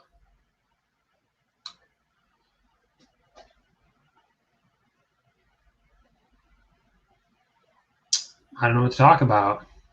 Let's talk about Grendel coming to Netflix. You hear that, Brooks? Huh? You hear that there's going to be a Grendel Netflix show No. with Hunter Rose? Huh. Are you Yeah, a I never Grendel read any fan? Grendel stories back in the day. like I Hansel and remember- Gretel? Oh, fuck you then, Brooks. What about you, Perry? You a Grendel fan? I have no idea what that is.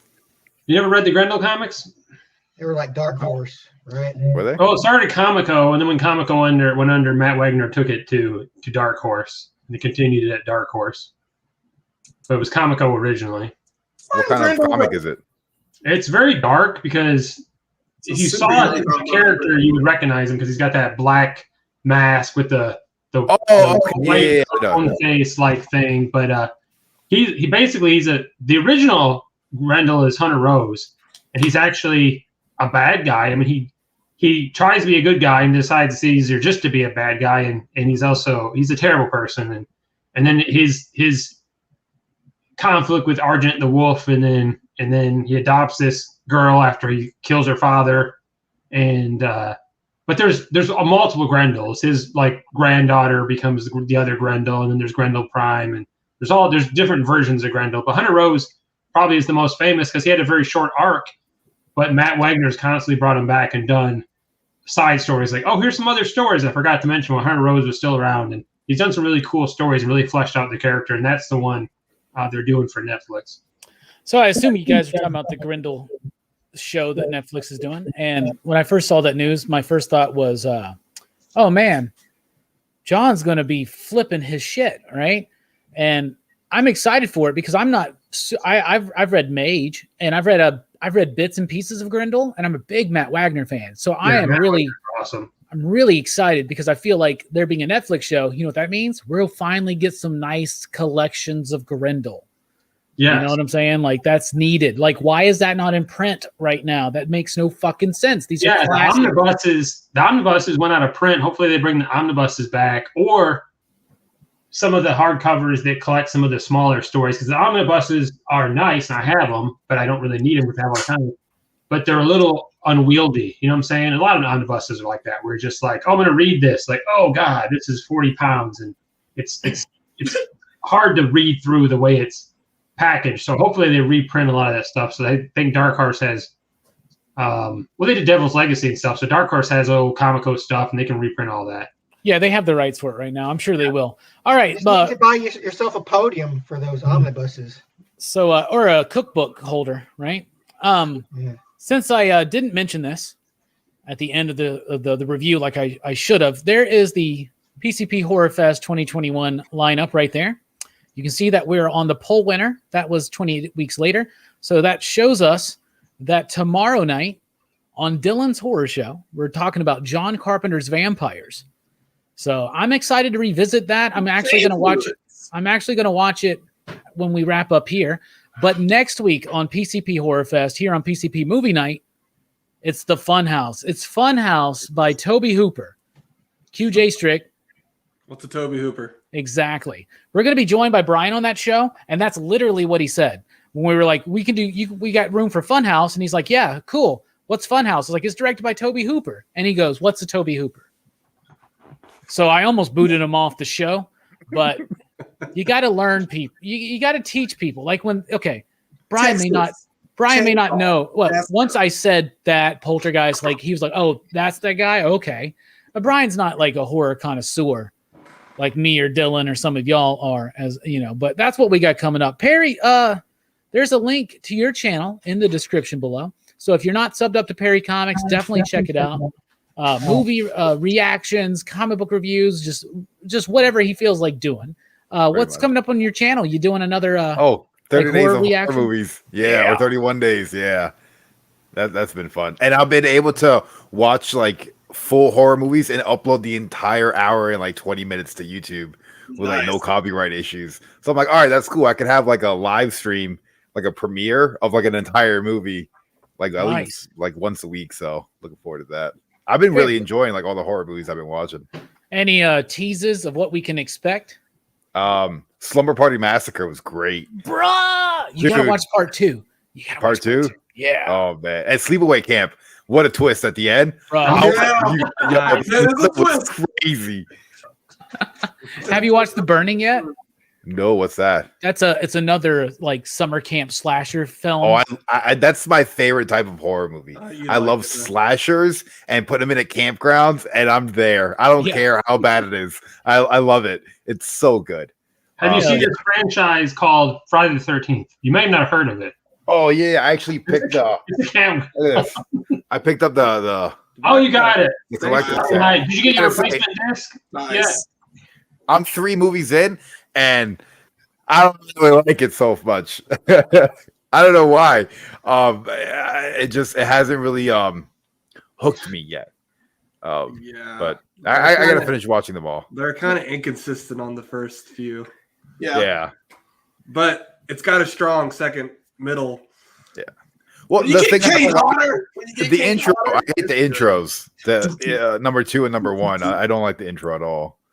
Part 7, when we discussed the films, when we did our reviews, when Robbie came back and was like, you know what? Part 7 is a lot better than I give it credit for. That hit me right in the heart. Maybe the subtitles. It made me so happy to see Robbie's newfound appreciation. Part 7's good. 7's good. I mean, it's Jason versus Jean Grey.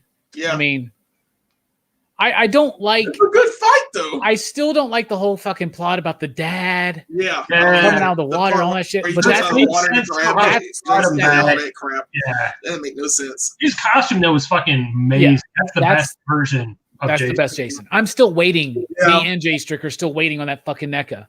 Yes. Like Jesus. Anyway, but yeah, I like Friday 13th 1, 2, and 3.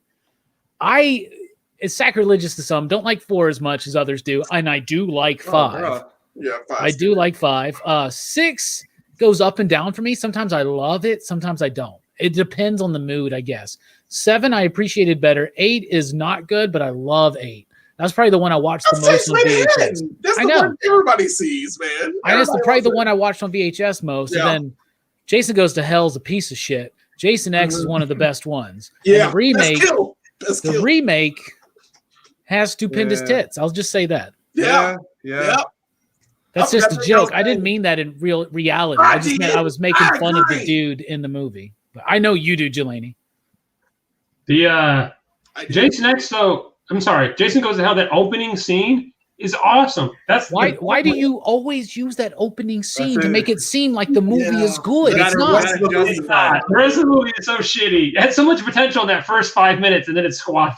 Let's put Jason in a worm and put him inside people's bodies. Don't spoil it for Perry. Perry's like, what? What the fuck, dude? Yeah, they really pump these out. Just throw away the box set while you can. You're ahead of the game. It's really cool though. So Yeah, the box set's thick, bro. God, Oh, I like Yeah, Hellbilly. I like Sleepaway. Hellbilly, Jason. Sleepaway Slasher had George Costanza. George Costanza's in Burning. He's in The Burning. burning. Yeah, he's not in Sleepaway Camp. Oh, but yeah, maybe he's meant to. Yeah. Yeah, he probably meant The Burning. Sleepaway's great though. I can't wait to watch the video to see the moment where you see the ending of that film, Perry. it blew my mind away. I think I Strick- called somebody right away, and I was like, "Dude, this is the greatest movie I've ever seen." Like it just completely took me like for a spin. Like you thought the ending of Fight Club came out of nowhere? No. Jay Strick just watched that one for the first time last year, right? Yeah. What was your reaction? I didn't really like it. But I was being way more critical back then. I can see why. Yeah, I am not as critical now. So I'll be like, hell yeah, dude. You need to watch it again. You need to watch 2. I like How 2. many are there? There's 4? There's 3, maybe 4. I think they did a return right? That's the fourth one, I Yeah. think. They're hard to get right now, though, Yeah. on DVD and on Blu-ray. They're I pretty just got the pricey. first the Blu-ray. As soon as I was done watching it, I bought it on Amazon right away. Nice. I It's a need good. to have this movie. It's a cheap Yeah. one too, right? I You really can- liked it. I'm glad you like Slumber Party Massacre, man. Me and Dylan was did a great. double feature of 1 and 2, and 3 is like hard as fuck to find. And like Scream Factory did a double feature of 2 and 3, but it went out of print. There was only 1,000 of them made, and now there's a rights issue with 3 in particular, I think, and that's why it's hard to find. But that Blu-ray's like it's literally like $300 right now. And I'm just like, I cannot justify $300 on Slumber Party Massacre 2 and 3. Oh man. I mean, What's what? happening? I can't think of a worse waste of money, man. But I do want it. Brooks, have you ever seen Slumber Party Massacre? No, I've not. Oh, Have you ever bro, seen Sleepaway Camp? I think you might like No. those, Robbie.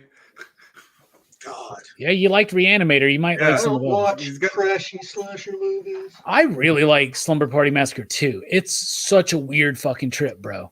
Like haven't this seen dude's two. got a I've guitar, never seen Perry. Oh the- yeah. At the end of the guitar, there's a fucking drill bit, like a giant ass drill Whoa. bit, bruh. And he's like singing. There's a musical scene in the fucking movie, bruh, where That they're like sounds great. singing it, dude. It's wild. Last I saw it, it was on Amazon Prime, but we'll see. Who knows? Brooks, you should watch both of those movies. Mm. Yeah, you should. And Sleepaway Camp. I'd love to see Brooks watch The Sleepaway camp would definitely change your life, Brooks. Among other things. in some way or another, right? Yeah, it'll definitely awaken things in you. That mother was crazy. Like the way she talked blew my mind away. What? Sleepaway Camp's the one with Angela, the girl that. Well, don't spoil it. Yeah, like Yeah. I think you're- That's all I know is that the character's name is Angela. And there's a surprise ending, and I can't remember if it was Sleepaway Camp or something else. Though. There's a surprise ending in Sleepaway Camp. It's definitely a surprise. We are talking about it too much now. You're talking about It's real. We're talking about a movie that's like 35 years old, bro. yeah. It's I like, know. And but it's real, man. But I didn't know who the killer was the whole time. I was like, "You got to be kidding me! Who's the killer?" I Yeah. couldn't figure it out. Yeah. Yeah. Another thing I like in that movie is, you know how in most of these movies, in the horror and slashers in the 80s, it's always the dudes that are the assholes and the chicks are usually like, yo, let's just calm down. This movie's the fucking opposite. Yeah. Like all the women in this movie are like fucking evil. Like evil as shit, bro. I think her cousin was helping her kill those people. Guarantee it. There's a second killer. I maybe think he she- was, but watch he was some killed sequels. by the guy, so we don't know. Yeah. Still evil. Quite possibly. Man, we should do Sleepaway Camp Yeah. one day for maybe next year for Horrorfest, right? We should do that. Or March Madness. Maybe that would count. Maybe we should have we did the Christmas and July bit this year for Action Fest. Yeah. Maybe we should do like the summer camp slasher bit for Action Fest. That doesn't quite fit for Action Fest, but we should just have a summer camp slasher, Summer slash. summer slash. I like that. Summer slash. Summer slash. This is coming together right now, man. I like it. Yeah. That's why we have backpacks, man. Hey, Perry, I haven't watched any of your reaction videos. I know you've been pumping them out for the what ifs, but what have you been thinking about that series so far? I really like the last episode. Oh, Vision, when he was luring people in to feed them to Wanda, reminded me of this movie. How they were kind of like luring people because they needed women. I was like, oh shit, he's like Vision. You know, Yeah. I thought that was kind of cool. So that was And they're both British. Yeah, right. Don't trust the British. I haven't watched the latest episode yet. Oh, I liked it. Really? I thought it was the best. Oh, it's really good. Yeah, I haven't Yeah. watched the Killmonger one I yet. liked it It too. was really good. Okay, let's go through the panel, and we'll ask you out there in the chat too. Out of everything that's out there, and I can't speak on episode 6, but what's your favorite episode so far? I'm gonna go the Doctor Strange episode by far. It's dark. It's fucking nihilistic It's as a what hell. if story. It's a Like what if story. it's the most like classic Mhm. what if type story that I absolutely love. What about you, Perry? What's been your favorite? I think the last one. I think highlighting how manipulative a character can be was so good, because I don't want to spoil anything, but like I thought it was so good, like showing how from the beginning to the end he took me for a spin. I was like, this is nuts. Yeah, last Sorry, episode. Mark. Nice. What is Mark Sorry, must just Mark. be waking up. Mark's like waking up, having his coffee, ready to go to work. We're Having his tea. having having his tea. Having cool, a tea Mark. and bangers and mash. You don't sound like a Braun villain, so there. No, he doesn't, right? He's more like a Q, I think. Yeah.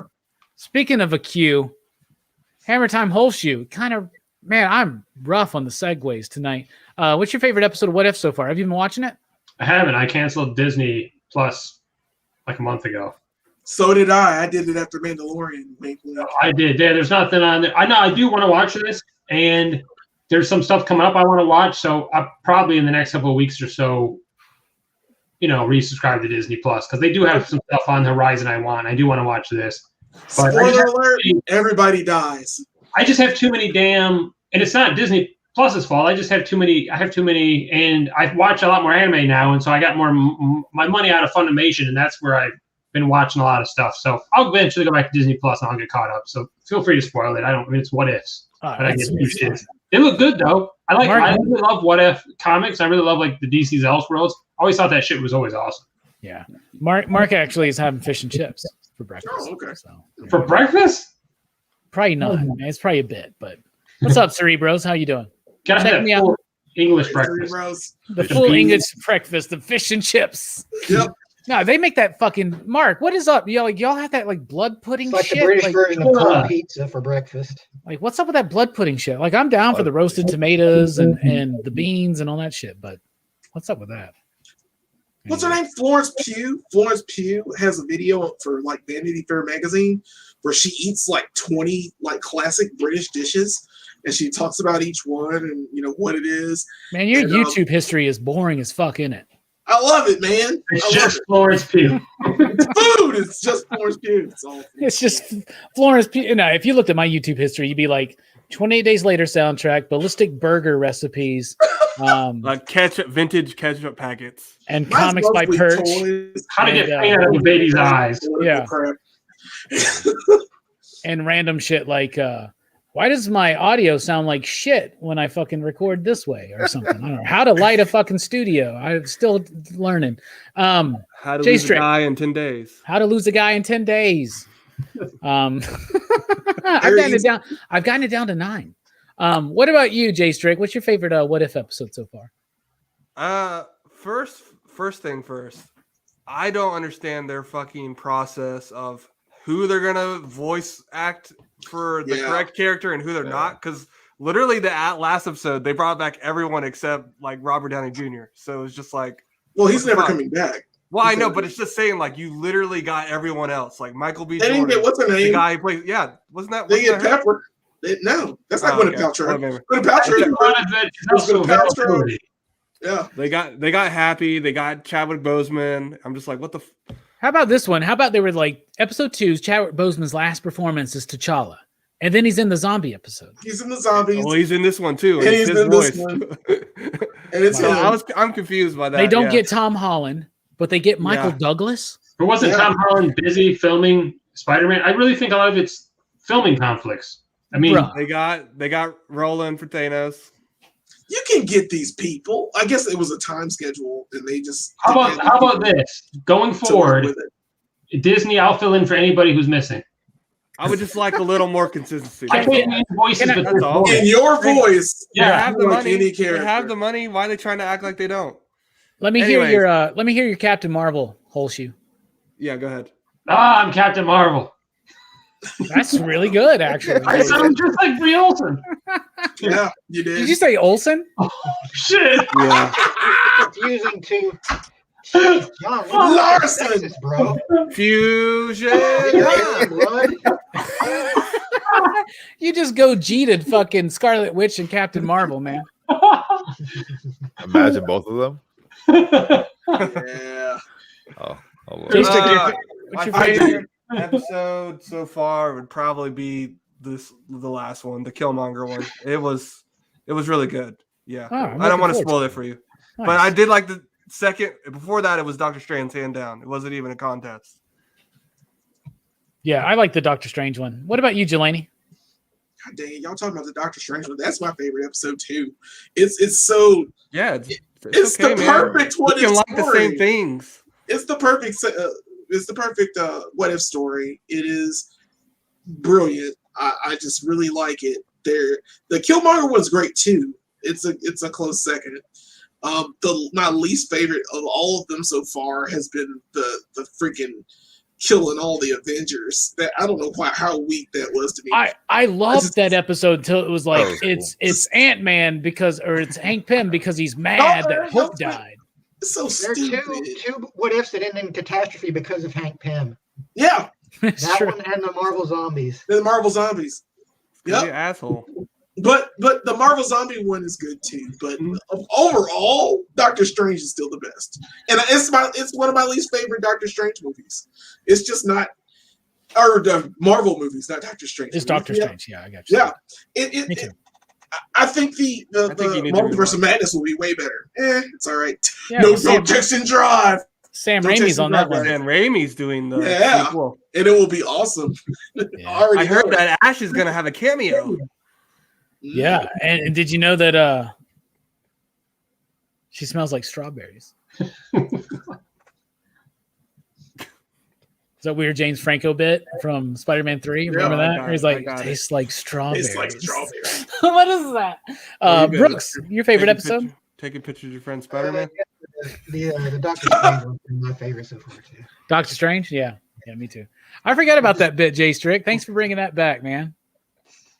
We should throw that on Mike. Mike's on tour right now with the Dead Deads and Candlebox, Yeah. and we should be like, "Where you been? Taking pictures of Candlebox? Your best friends, Taking Dead pictures Deads." of your friend Candlebox. Candle.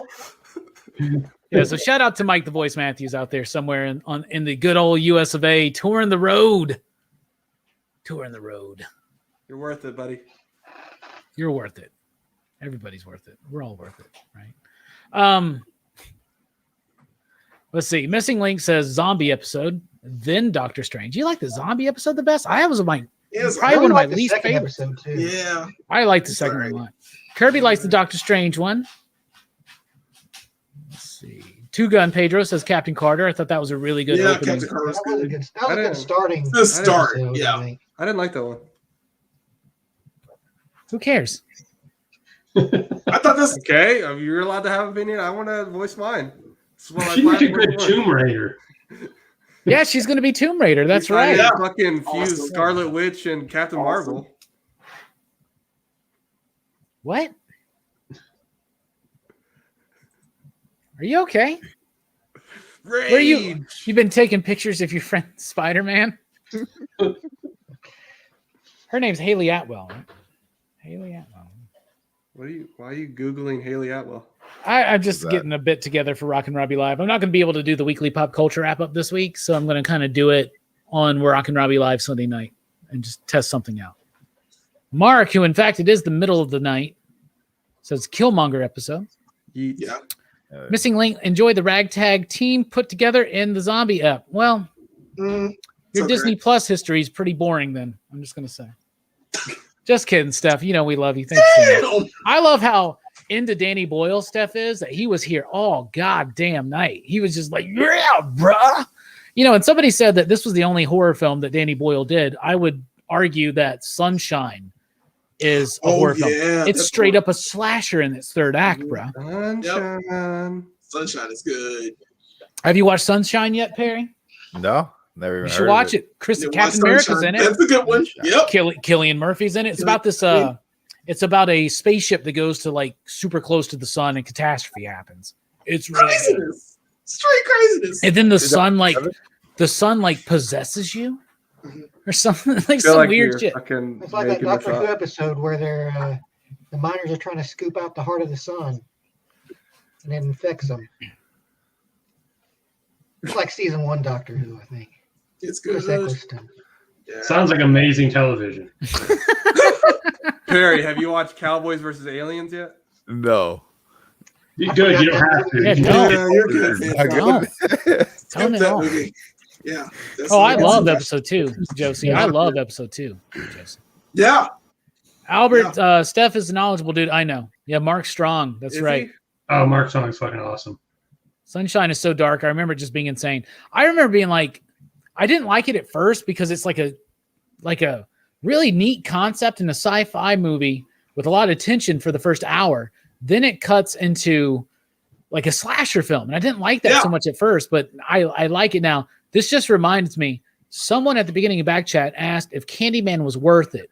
The first hour of Candyman is worth it. The last 30 minutes, you're like, what the fuck? Like, they were just like, we got to end the movie.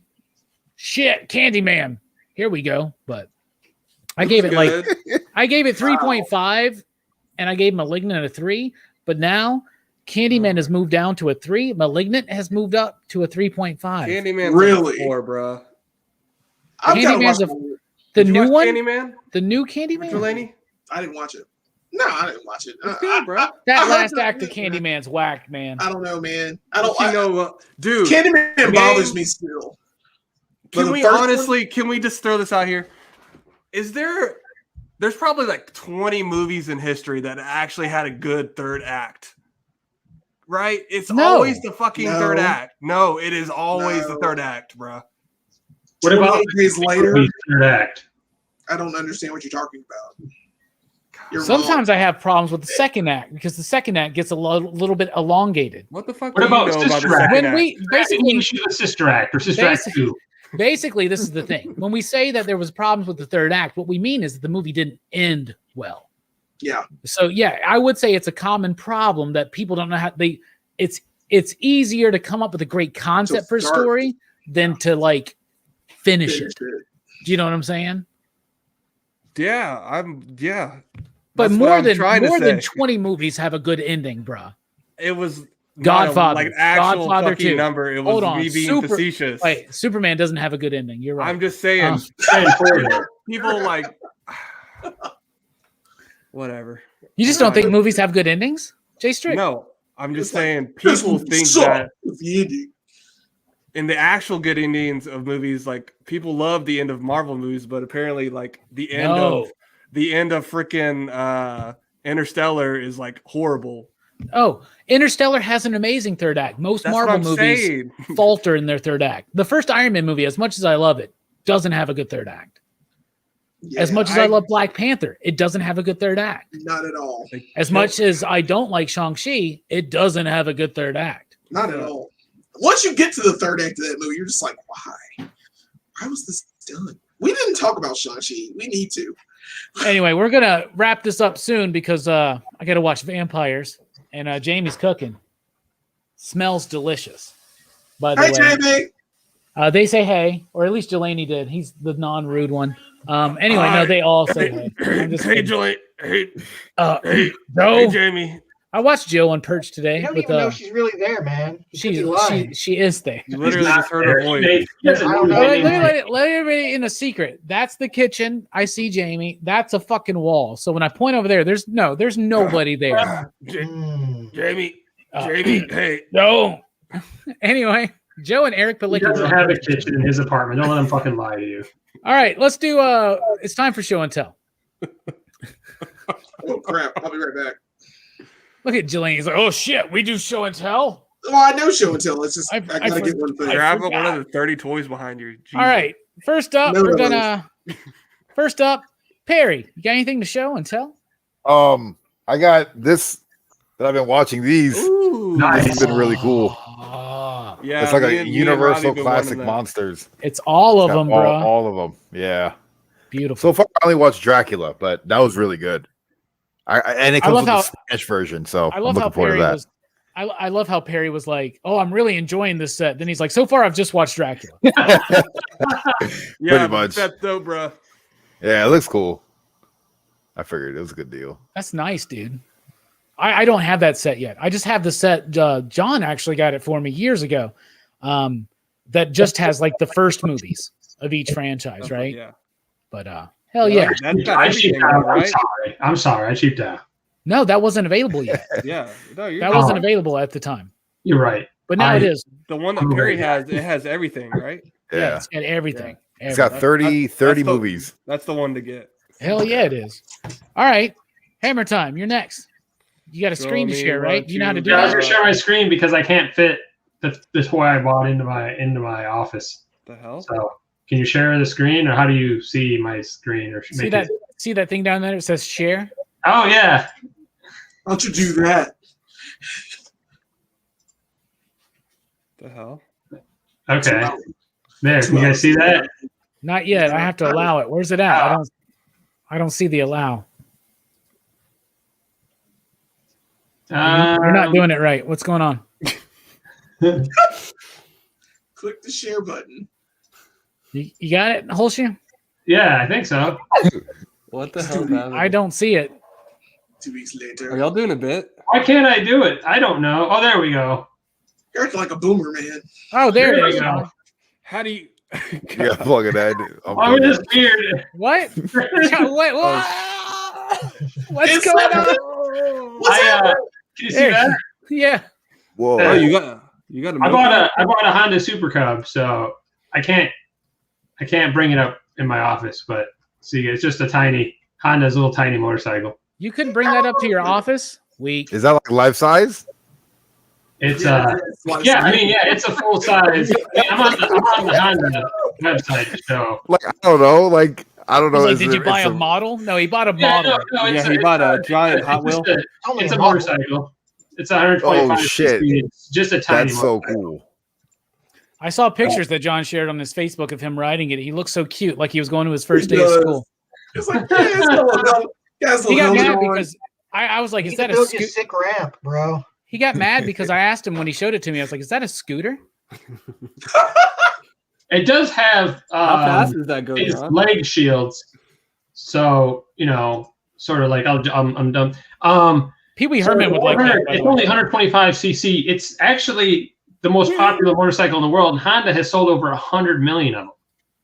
Holy smokes. And they were in the States like in the 60s and the 70s, and they left the States and focused on other countries where bikes are still popular, and they brought them back to the States recently. So I picked one up just to ride around town. It's a lot of fun. It's 125 cc.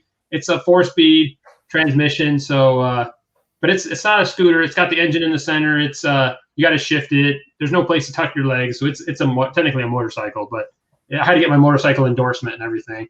I had to take this 3 times. I failed it the first 2 times. Damn. Was it the written test? What? Yeah, it's a written test, and there's all this shit on there about riding in like groups and stuff. I'm not riding in groups with people. I'm not going to Sturgis. I'm not going to motorcycle. You know what I'm saying? There's all this shit that I don't know about, and I don't. You telling us you failed your motorcycle fucking driver's license test like 2 times? You can take it 3 times in one day if you want to keep paying for the test. I took it the first 2 times and failed it. I got it the 3rd time because the bike was waiting for me. I just picked up the bike and it was waiting at home, and I couldn't drive it because I don't have my endorsement. So I got my endorsement that day, and then we're around for a while that night. And tons of fun, man. Tons of fun. Just a little 9.5 horsepower. It's just, but it's a Honda, so it'll run forever. Nice, man. That's awesome. Thanks for sharing. Jelani, you're up next. Show us what you've got. Hey guys. Hi, buddy. Let's see. So since we did a kind of zombie movie, sort of, I'll show off very, very slowly the only zombie figure I own. Actually, I have 2 of the same damn thing. It's Headpool from the Marvel Zombies line, also the scooter form. These are the only zombies I have because I have bias against zombies, because I don't want them to infect my other figures, which I have many. So I don't want to get the hell? Yeah, it's a quirk, man. It's what I got. That's all I gotta say. So I finally got my gigawatt in. Hey. So you just got that guy. Eh? Easiest transform ever. He is by far the quickest transformer to transform I've ever owned. I really love that. And he's awesome. He goes well with the Ectotron. So, like, size comparison there. Wow, I didn't know the Ecto one was that much bigger. Jesus. Yeah, that they're not in transforms scale. into a transformer. They're not. They're kind of in scale. No, they're not in scale. Scale with each other. Actual size, right? Yeah. I mean, you can drive this. It's 1-1. I could fit it in my room, John. Anyway, something I got today and hadn't had a chance to open yet is my Wind Raider. Nice. Homeboy told me about it, and I was like, I gotta go get you. So like he's next. I also have Land Shark, but I haven't shown it off. Where'd you find that at? Just out of curiosity. This one's Walmart. I found it at Walmart. And then the reason I'm broke is this bad boy. This is Optimus Prime, but this is a transform element OP. This is like a third party Optimus Prime. Yeah. And it looks cool as shit. It's him. It's him from the freaking movie. Yeah, that's what I was. It's so freaking clean, and I was like, I must have you. And then I saw the price, and I was like, what the hell is wrong with me? But I simply must have you. So yeah, I got him too, and he transforms well, but it takes like a week to transform, so I'm not doing that either. Huh. He stays this way. He gonna stay this way. Does he die too? He's got the most accurate Matrix. Turn him gray. No, God, no. God, if I could turn him gray. He's got the most accurate chest piece, to the yeah, let's just compare. He's like, does he have a cod piece? And the Matrix is inside. Really, you're just gonna switch all of them? And this Matrix in the middle. Well done, Robbie. Oh, yeah, nice. I'm done. I love it. Jelani gets hurt by a bit. All right. Very nice. Very nice. All right. Next up, Jay Strick. Show us what you got. Are you guys Lego fans? Because I got some Bionicles. I'm a Lego fan, but Bionicle, that's a whole other world, bro. I don't. There's a whole lore to this, man. You can't connect those to other. They make like a movie. Yeah. Yeah, several. Yeah, John will like this. Well, actually, everyone will probably like this except Robbie because he probably won't understand it. Why are we in Inception again? Hey, smoke them if you got them. Yeah. Tondro. They need to make him. They really need to make him a figure. Demon Slayer. Demon Slayer. Oh, man. I've been asked to watch that a few times. Such an awesome It's show, good. man. It is. Awesome, man. It's actually my favorite. Water breathing of all time. Now. Third foam. Slap you in the face. I showed off my Dark Knight Bible last week, and then I bought this slipcover one this week. So I guess I'm just gonna keep buying this. I don't know. This is cool as shit, though. How many more times are you going to buy Dark Knight Returns? Do you have original issues yet? Yeah, I do have the original issues, too. Nice. You got to get all the printings? No. God, no. You need them. You're not a real collector then. This is the weird stretch. I forgot I pre-ordered this. Then Robbie reminded me this week that it's coming in. But it's a visual history of all of Kevin Smith's movies. Wow. I got that's it. actually pretty cool. Yeah, like it's pretty sick. What's in the middle there? Is there a poster or something? Why is it? Oh, it's the movie fry container for movies. That's actually pretty awesome. Oh, I thought it was a tombstone for a He-Man. Because he killed him twice. Damn. Twice. Nerd. God. That's pretty cool. I used to be the biggest Kevin Smith fan. Yeah, I know. Mm-hmm. And I don't even care that he fucked up He-Man. I mean, honestly, I don't care. It's the way he responded to the criticism about it pissed me off. That too, man. Anyway. He's not a real nerd. Calm down. You're going to go see Clerks 3. No. Yeah, but I will. You're right. All right. He's going to be mad about it. Brooks, show us what you've got. Not what you've got. Don't show us your dong. Picked this up not too long ago. Oh, that's so cool. Hey. Oh, nice. Those are the Walmart ones, right? Boy. Is that an DVD or Blu-ray set? Got all five of them. Like I Bro, saw you know he doesn't care about Blu-rays. And I considered getting it, but I was like, nah. But then they put out the one with this like little slip cover with the orange and black on it. Dude, Yeah, you got the slip, bro. Yeah. The slip. It glows on the dark too. Man. Yeah. Pretty good deal too, like $17. Yeah, he's got the slip 62. I found this the other day at Walmart too. Which was The that? sequel to Nice. Scorpion's Revenge. Finally. Oh. Yeah, we gotta watch that. We We gotta haven't watched watch that yet. This Yeah. is awesome. Yeah, we I gotta like watch it a that. lot, man. Because we Yeah, that reviewed the first- movie, right? The Joe other one? McHale was awesome. It's a direct sequel to Scorpion's Revenge. Yeah. Okay, And cool. it's like they're doing the tournament, and like Shao They made- Kahn's there. They made Johnny Cage Shao my Kahn, favorite he character. does his thing. He like just squashes motherfuckers, man.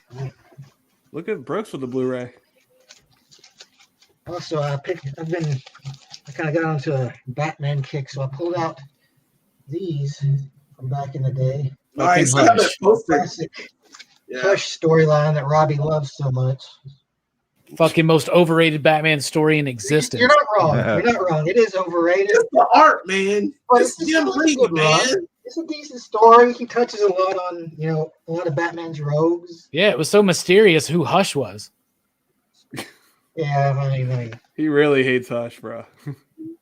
Well, so what'd you think Hush on the is a what'd you think on the reread? like if someone besides Jim Lee had done Hush, I doubt it would have gotten the acclaim. Yeah. No Yeah, shit. correct. It would have just been a throwaway. Yeah, it would have just been a Batman decent story. Batman story. But Jim Lee's art kind of It makes it. It makes it. Punchline, first appearance. Oh man. You just fucking sparked some YouTube videos, Yeah, I man. know, man. God damn, you got the whole round. Breaking news. Yeah, we were there, young man. Digs up the tomb. I bet you got all the Morrison stuff too, don't you? That's with the old deep. Got all them books. In the grand finale. Yeah. Yep, got all them books. Yeah, I mean, it's good. It's good, but it is a bit overrated, I think. Yeah. Yeah, just a bit. All right, moving on. What you got, Pablo? I'm last. All right, there's my 28 Days Later Blu-ray. Nice. Brooks didn't have to borrow it because it's on HBO Max. Perry, you can watch it for free. I'm if gonna you buy got the HBO Blu-ray Max. now. Yeah, it's really cool. It's got like the commentary is worth it. Like the commentary is really freaking good. Picked up a couple things a couple weeks ago. Some classics. There's Boris Karloff's Isle of the Dead. Nice. And if Boris Karloff's one of the masters of horror, so is Bela Lugosi. There's The Return of the Vampire. Nice. This is the unofficial sequel to Dracula. I really like that. Jamie, love you, hooked me up and loaned me some VHS for the VHS collection. Here's some Kubrick films. We got Eyes Wide Shut Nice. right there on VHS. Then we've got A Clockwork Orange Hey. on VHS. One of my personal favorites, The Shining on VHS. Hey, and then digitally restored. yeah, right, digitally restored. This looks as good as 28 Days Later. All right. And then I was at the thrift store today and found these gems. E.T. Oh. I thought it was the actual like gem comics or Yeah, something. or just some gems. Like, here's some gems I got. Yeah. Here's y'all ready for this? This was my find of the fucking year at a thrift. This is my thrift store find of the year. Did it come with scissors? No, but it came with a cut off slice of pizza. It's weird. It's like Yeah, so that's weird. And then I am very much fascinated with a certain era, mostly the 90s, of Penguin Classics, where they had this like color coding. And I really like collecting those. And I really like collecting the Greek literature in particular. And I finally found one I've been looking for a while, but it was the Sophocles 3 Theban plays. All the Oedipus shit, you know what I'm saying? Yeah. Like, y'all know, yeah, like, bro. You're on some Oedipus shit. But anyway, I was really, really happy to find that. So, station. All right. I want to thank everybody for watching the show. Like I said, next week, we've got Funhouse, the Toby Hooper movie, Q J Strick. Well, it's a Toby Hooper. And then tomorrow night, John Carpenter's Vampires. And I'm about to go watch that right now. We are well underway in Horrorfest. There's the lineup. Lots of fun shit coming up. Thank you all for being here. Perry, thank you. Thanks for having Thank me. you, Perry. For Hammer Time holds gracing you. us. Thank you. Hey man, thanks for having me. Thanks for showing us your little Pee-wee scooter. God damn it, it's a motorcycle. Indiana Jones had one. You Jay should go Strick, to thanks for being Sturgis. here, bro. Pull Pop, up pop. at Sturgis on that motorcycle. I will. Don't you push me. Jelani, thanks for being here. Thanks. R.I.P. Norm McDonald. Yeah, right? R.I.P. Yeah, Yeah, real we deal, were man. watching some skits this week. Brooks, Yeah. thanks for being here. Yes, it's a good time. Yeah, and and O.J. Simpson wrote this book, and in it he said that he would have dove in front of a bullet for Nicole. And isn't that just the worst luck in the world? When the one man who would do That- anything for you kills you.